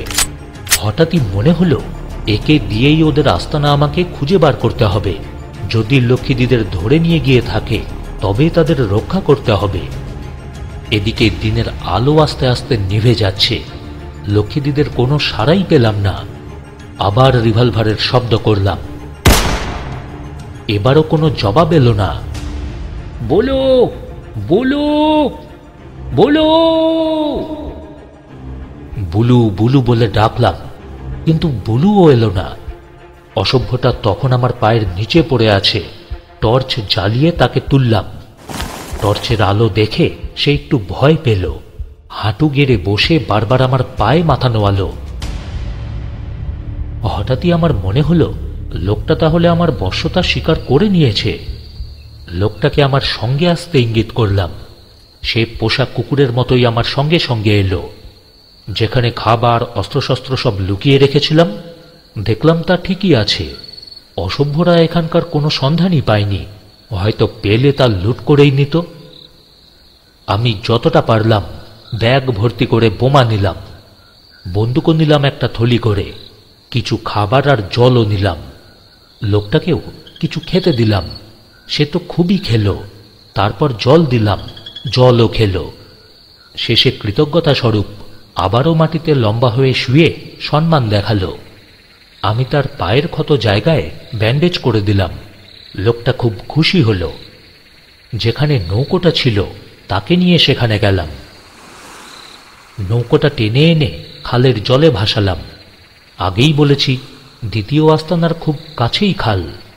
কাজেই নৌকো ভাসাতে আমাদের খুব একটা কষ্ট হলো না। আমরা রাতেই যাব। দেরি হলে বিপদ বাড়তে পারে। হয়তো সকালে ওদের পুড়িয়ে মারবে, অবশ্য রাত্রেও মারতে পারে। সেই জন্যই আর দেরি করলাম না। হঠাৎই মনে হলো একটা মেশিন গান নিয়ে গেলে মন্দ হতো না। আবারও লোকটাকে নিয়ে আস্তানায় ফিরলাম। একটা মেশিন গান তার কাঁধে চড়িয়ে দিলাম। তারপরই নৌকোয় এসে উঠলাম। নৌকোয় উঠে অসভ্য লোকটাকে ইঙ্গিত করলাম। খালটা ছিল পূর্ব পশ্চিম মুখ। লোকটা পশ্চিম দিকে নৌকো চালালো। আমি রিভলভার নিয়ে চুপ করে ওর সামনেই বসে রইলাম।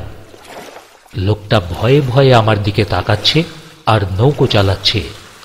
মাঝে মাঝে টর্চ জ্বালিয়ে আমি এদিক ওদিক দেখছি। টর্চের আলো দেখলেই লোকটা ভয়ে একেবারে এতটুকু হয়ে যাচ্ছে। অবাক হয়ে টর্চের দিকে তাকিয়ে থাকে। স্রোতের মুখে নৌকো তীর বেগে এখন ছুটছে। দুপাশে ঘন বন জঙ্গল।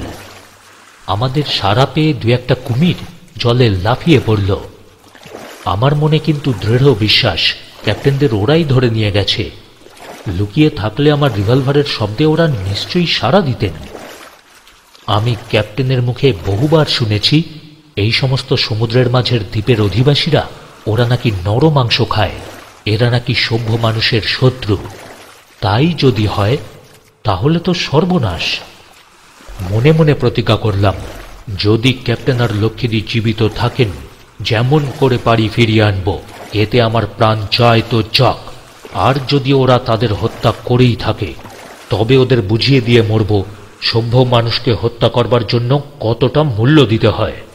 ওদের বাড়ি ঘর আমি জ্বালিয়ে দেব, অসভ্যগুলোকে কুকুরের মতো গুলি করে আমি মারব। হ্যাঁ, কত রকমের চিন্তা আমার মাথায় আসছে। ভেবে ভেবে মাথা আমার গরম হয়ে উঠছে। লোকটা দাঁড় বেয়েই চলেছে, নৌকোও ছুটছে। এদিকে আকাশেও চাঁদ দেখা দিয়েছে, জ্যোৎস্না ছড়িয়ে পড়েছে, রূপলি রং যেন ঝলমল করছে।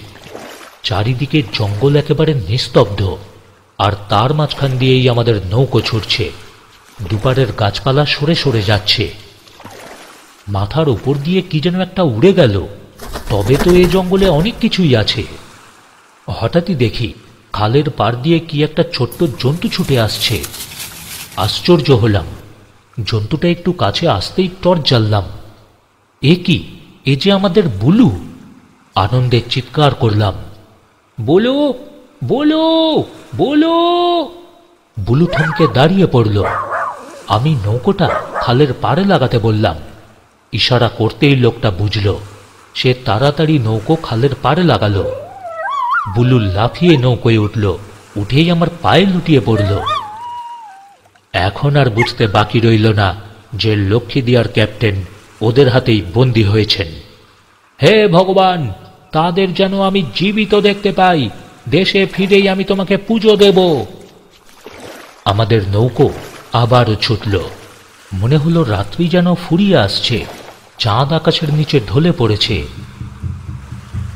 দূরে, অনেক দূরে কি যেন একটা বাজনা আর হট্টগোলের আওয়াজ শুনতে পাচ্ছি। মনে হয় হাট বসেছে। যতই এগোচ্ছি ততই যেন শব্দটা স্পষ্ট হয়ে কানে বাজছে। আরও এগোতে একটা লাল আভা চোখে পড়ল। মনে হলো কোথাও আগুন লেগেছে। আরও আরও এগিয়ে গেল নৌকো। এবার যেন অস্পষ্ট কতগুলো মানুষ চোখে পড়ল। শেষে মানুষগুলো স্পষ্ট হল। এখানেই নৌকো বাঁধলাম। লাফ দিয়ে নৌকো থেকে নামলাম। এখান থেকে এখন বেশ দেখা যাচ্ছে খালি ময়দানে লোকগুলো নাচছে আর হৈ হৈ করছে। বাজনার আওয়াজে বনজঙ্গল কেঁপে কেঁপে উঠছে। সে কি আওয়াজ! বুকের রক্ত যেন হিম হয়ে যায়। আমি নৌকো থেকে বোমার থলি তুললাম। কোমরের দুই দিকে দুটো রিভলভার নিলাম। অনেকগুলো কার্তুজও বুকে আটকে নিলাম।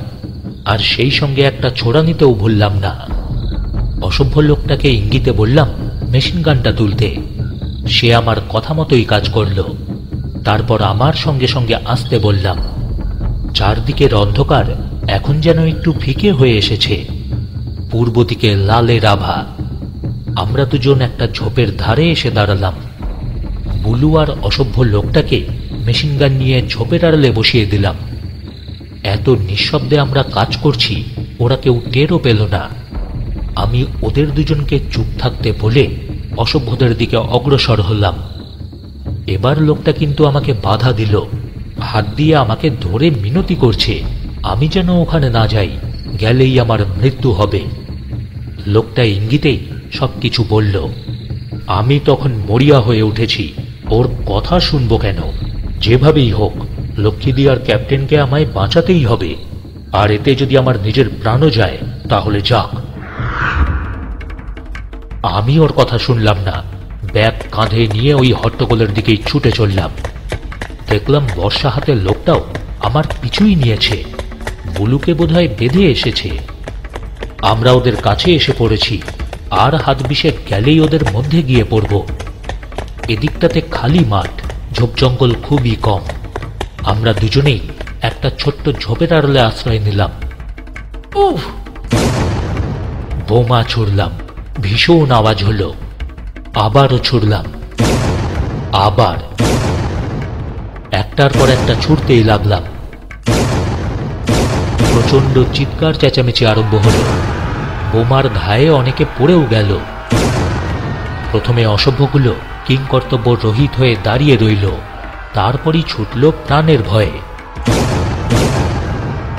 এবার আমিও ঝোপের ভেতর থেকে বের হয়ে বোমা ছুড়ে ওদের তাড়া করলাম। ওরা তখন পাগলের মতো ছুটছে। বোমার ঘায়ে ছেলে, বুড়ো, মেয়ে সব একে একে পড়ে যাচ্ছে। তখন সেদিকে আমার কোনো খেয়াল নেই। আমি এসে মাঠের মাঝখানে দাঁড়ালাম। মাঠ তখন লোকশূন্য হয়ে গেছে, ধারে কাছে কোনো জনপ্রাণী নেই। কিন্তু ক্যাপ্টেনরা কোথায় গেলেন? আমি চেঁচিয়ে ডাকলাম, লক্ষ্মীদি, ক্যাপ্টেন, ক্যাপ্টেন, লক্ষ্মীদি। মনে হলো কাছেই কোথা থেকে একটা ক্ষীণ স্বর ভেসে আসছে। দিকবিদিক জ্ঞান শূন্য হয়ে ছুটছি।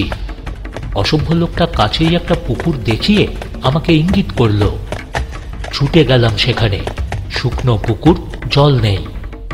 পুকুরের এক কোণে ছোট্ট একটা খুঁটির সঙ্গে ক্যাপ্টেন আর লক্ষ্মীদিকে লতাপাতা দিয়ে বেঁধে রেখেছে। দেখতে পেলাম দুটো ভীষণকায় অজগর সাপ ওদের দিকেই এগিয়ে আসছে। আর বোধহয় হাত তিনেকের মধ্যে এলেই ওদের নাগাল পাবে। ক্যাপ্টেন তখন এদিক ওদিক চাইছেন, লক্ষ্মীদি ভয়ে মূর্ছা গেছেন। আমি আর এক মুহূর্ত দেরি না করে পুকুরে লাফিয়ে পড়লাম। লাফিয়ে পড়েই রিভলভার বার করে পরপর দুটোকেই গুলি করলাম। সাপ দুটো যন্ত্রণাতে কুণ্ডলি পাকিয়ে গেল। সঙ্গের অসভ্যটা ভয়ে আর্তনাদ করে চোখ বুজে বসে পড়ল।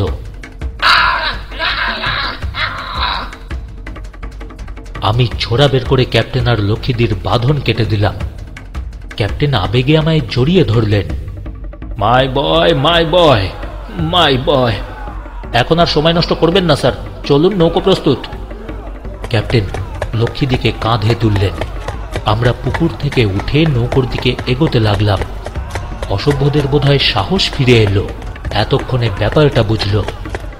আমরা চলে যাচ্ছি দেখে ওরা তীর আর বর্ষা নিয়ে ছুটে আসছে আমাদের দিকে।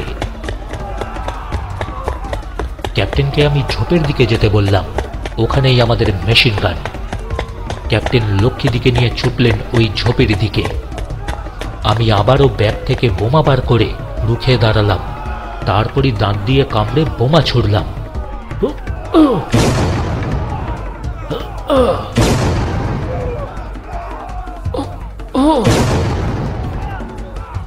পরপর তিনটে বোমা ছুটতেই ওরা থেমে গেল। আমিও ঝোপের দিকে ছুটলাম। ক্যাপ্টেন ততক্ষণে লক্ষ্মীদিকে নামিয়ে মেশিন গান নিয়ে দাঁড়িয়েছেন। জঙ্গলিরাও ছুটে আসছে। এবার ক্যাপ্টেনের সেই রুদ্রমূর্তি, যার জাহাজে আমি কয়েকদিন আগেই দেখেছি। তার হাতের মেশিন গান গর্জন করে উঠল। ঝাঁকে ঝাঁকে জঙ্গলিরা পড়ে গেল। তারা এতটা আশাই করেনি। আমি লক্ষ্মীদির চোখে মুখে জল দিতেই তার জ্ঞান ফিরল। মেশিন গানের আঘাতে বহু জঙ্গলি মারা পড়েছে। তাদের চিৎকারে আকাশ বাতাস বিষাক্ত হয়ে উঠল।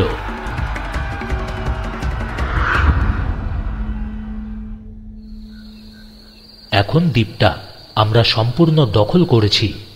জঙ্গলিরা এখন আমাদের পদানত, আমাদের ভয় করে, দেবতা বলে মানে। আমরা এখন জঙ্গলিদের পাড়াতেই থাকি। গাছের ডাল আর লতাপাতা দিয়ে বেশ সুন্দর একটা বাড়ি করে দিয়েছে ওরা। আমি যে জঙ্গলির সাহায্যে এখানে এসেছি, সে এখন আমার খুবই অনুগত। লক্ষ্মীদি ওর নাম দিয়েছে রুবি। ওকে লেখাপড়াও শিখিয়েছেন। রুবি এখন ভাঙা ভাঙা বাংলা আর ইংরেজিও বলতে পারে। ক্যাপ্টেন মাঝে মাঝে আমাদের প্রথম আস্তানায় চলে যান, কয়েকদিন থাকেন, তারপর ফিরেও আসেন। এই দ্বীপটা জয় করে আমি এর নাম দিয়েছিলাম ক্যাপ্টেন নীলদ্বীপ। ক্যাপ্টেনের নামেই দ্বীপের নাম দিলাম। কিন্তু ক্যাপ্টেন এতে আপত্তি করলেন, বললেন, দেখো, যদিও এই দ্বীপে আমি প্রথম পা দিয়েছি, কিন্তু তুমি আমাদের প্রাণ বাঁচিয়েছ মাই বয়। অতএব এই দ্বীপের নাম হোক অমলেশ বোস দ্বীপ, না অমলেশ দ্বীপ। লক্ষ্মীদিরও তাই মত, কাজেই এই নামই থাকল। আমি কাপড় ছিঁড়ে আমাদের কংগ্রেসের 3 রঙা পতাকা বানিয়ে দ্বীপে উড়িয়ে দিলাম। ক্যাপ্টেন লক্ষ্মীদি আর আমি মিলিটারি কায়দায় স্যালুট করলাম। জঙ্গলিরা সম্মানের সঙ্গে দাঁড়িয়ে দাঁড়িয়ে দেখল। ক্যাপ্টেন বললেন, মাই বয়, শোনো, এই দ্বীপের মালিক তুমি, এখানে তোমার আদেশ মতোই আমরা চলব। তাই হলো। সকলেই আমাকে সমীহ করে চলে, বিশেষত অসভ্যরা। তারা কিন্তু আমার বীরত্ব জানে। আমি অগ্নিবাণ দিয়ে ওদেরকে মেরে ফেলেছি। ওদের দেবতা অজগর সাপকে তো আমিই মেরেছি। ওদের ভয় তাই সবচেয়ে বেশি আমাকেই। রুবি সবসময় আমার সঙ্গেই থাকে। এখন আমাদের কোনো দুঃখ নেই, কষ্টও নেই, বেশ সুখেই আছি আমরা। জঙ্গলিরা মাছ শিকার করে এনে আমাদের দেয়, কলা সংগ্রহ করে, ওদের ভেলাতে করে দ্বীপের চারপাশে ঘুরিয়ে নিয়ে আসে আমাদের। কোনো দিক দিয়েই এখন আমাদের আর কোনো অভাব নেই। লক্ষ্মীদি স্কুল করেছেন, ওদের পড়ান। ক্যাপ্টেন ওদের ড্রিল করান, আর ওদের বিবাদ ঝগড়া আমি মিটিয়ে দিই। কিন্তু না, তবু আমার মনে শান্তি নেই। দেশের জন্য, মা বাবার জন্য, আমার বন্ধুবান্ধবের জন্য আমার মন কাঁদে। একদিন ক্যাপ্টেন বললেন, মাই বয়, জানো, আজ 1947 সালের পয়লা। 3 বছর হলো এই দ্বীপে আমরা আছি। এখনো উদ্ধারের কোনো পথই দেখছি না। এক এক সময় আমার মনে হয় এই নৌকো নিয়ে এই সমুদ্রে ভেসে পড়ি, তারপর যা থাকে কপালে। আবার মনে হয় এদিক দিয়ে কোনো জাহাজ বোধহয় যায় না। এটা জাহাজ যাবার পথও নয়। নইলে 3 বছরের মধ্যে কোনো জাহাজ নজরে পড়ল না কেন? হ্যাঁ, এখনো আমি বুঝতে পারছি না প্যাসিফিক ওশানের কোন দিকে আমরা রয়েছি। ক্যাপ্টেনের কথায় আমাদের দুঃখ আরো বেড়ে গেল। আমরা ঠিক করলাম এবার কিছুদিনের জন্য আমরা পুরনো আস্তানায় গিয়ে বাস করব। তাই তো জিনিসপত্র সঙ্গে নিয়ে চললাম প্রথম আস্তানায়। এখানেও আমাদের কোনো অসুবিধাই নেই। এবার কিন্তু সঙ্গে রুবি আর বুলু এলো। এখন আমাদের কোনো কাজই নেই, খাই দাই আর সমুদ্রের পাড়ে পড়ে থাকি। এইভাবে আরও 1 বছর কাটল। হঠাৎ একদিন রুবি দৌড়ে এলো। আমরা তখন তাঁবুতে বসে দুপুরের আহার করছিলাম। রুবি বলল, হুজুর, হুজুর, জাহাজ, জাহাজ। জাহাজ? আমরা খাবার ফেলে ছুটতে ছুটতে সমুদ্রের পাড়ে গিয়ে পৌঁছালাম। হ্যাঁ, সত্যি একটা জাহাজ চলে যাচ্ছে। কিন্তু ও কি, জাহাজের গায়ে 3 রঙের পতাকা উঠছে কেন? ক্যাপ্টেন দূরবীন দিয়ে দেখে বললেন, হ্যাঁ, আরে এ তো ইন্ডিয়ান জাহাজ। তোমাদের কংগ্রেসেরই পতাকা উঠছে, দেখো। মনে হয় তোমরা স্বরাজ পেয়েছ, মাই বয়। আমরা যাতে জাহাজের ক্যাপ্টেনের নজরে পড়ি সেই আশায় পরপর কয়েকটা বন্দুকের আওয়াজ করলাম।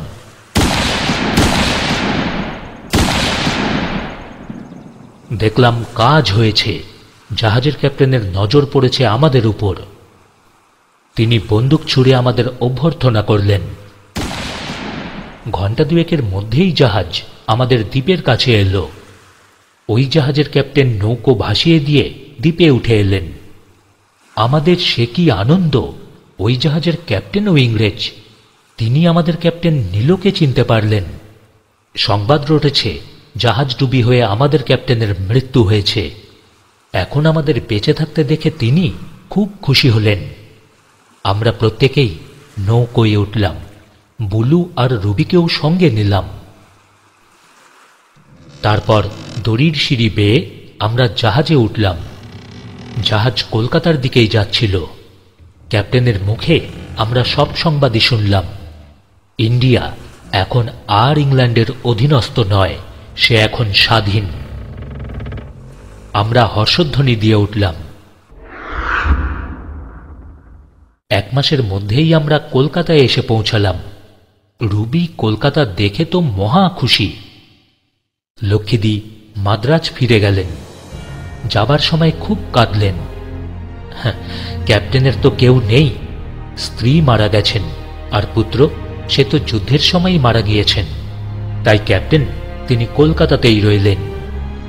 আমার কিন্তু দেশে যাবার ইচ্ছেই ছিল, কিন্তু সেই দেশ এখন পূর্ব পাকিস্তান। আমি আমার মা বাবার খোঁজ করলাম, কিন্তু কেউ তাদের কোনো খবর দিতে পারেননি। ক্যাপ্টেন নীলকে নিয়ে আমি পূর্ব পাকিস্তানে গেলাম, কিন্তু কোথাও মা বাবার কোনো সাক্ষাৎ পেলাম না। বাধ্য হয়ে আবারও কলকাতায় ফিরলাম। এখন আমি, ক্যাপ্টেন রুবি আর বুলু একই বাড়িতে থাকি, একই জায়গায় থাকি। আবারও জাহাজের চাকরি নেওয়া হলো। আমার ক্যাপ্টেন নীল সাগর নামে একটা ভারতীয় জাহাজের ক্যাপ্টেন হলেন, আর আমি হলাম ফার্স্ট মেট। রুবি আমাদের খানসামা হয়ে রইল। একদিন 13ই মার্চ 1944 সাল আমরা ব্রিটিশ জাহাজে করে আমেরিকা রওনা হয়েছিলাম, আর আজ 1948 সালের 8ই নভেম্বর আবারও আমরা সাগর জাহাজ নিয়ে কলকাতা বন্দর ত্যাগ করলাম। ইচ্ছে আছে একদিন আমাদের ছেড়ে আসা সেই অমলেশ দ্বীপেও যাব। দেখি সেই ইচ্ছে ফলে কিনা। সন্ধ্যার সময় গঙ্গা পেরিয়ে আমাদের জাহাজ আবারও সমুদ্রে এসে পড়ল।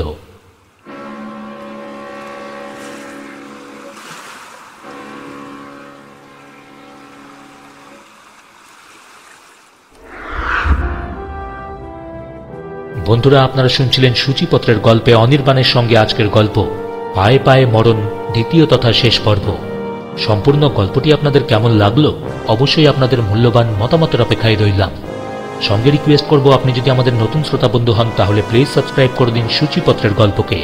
আর আপনি যদি আমাদের পুরনো শ্রোতা বন্ধু হয়ে থাকেন এবং ইউটিউবে আমাদের আরও একবার খুঁজে পেয়ে গিয়েছেন, তাহলে আবারও সাবস্ক্রাইব করতে হবে সূচিপত্রের গল্পকে, আরও এরকম নতুন আরও রোমাঞ্চকর গল্প শোনার জন্য।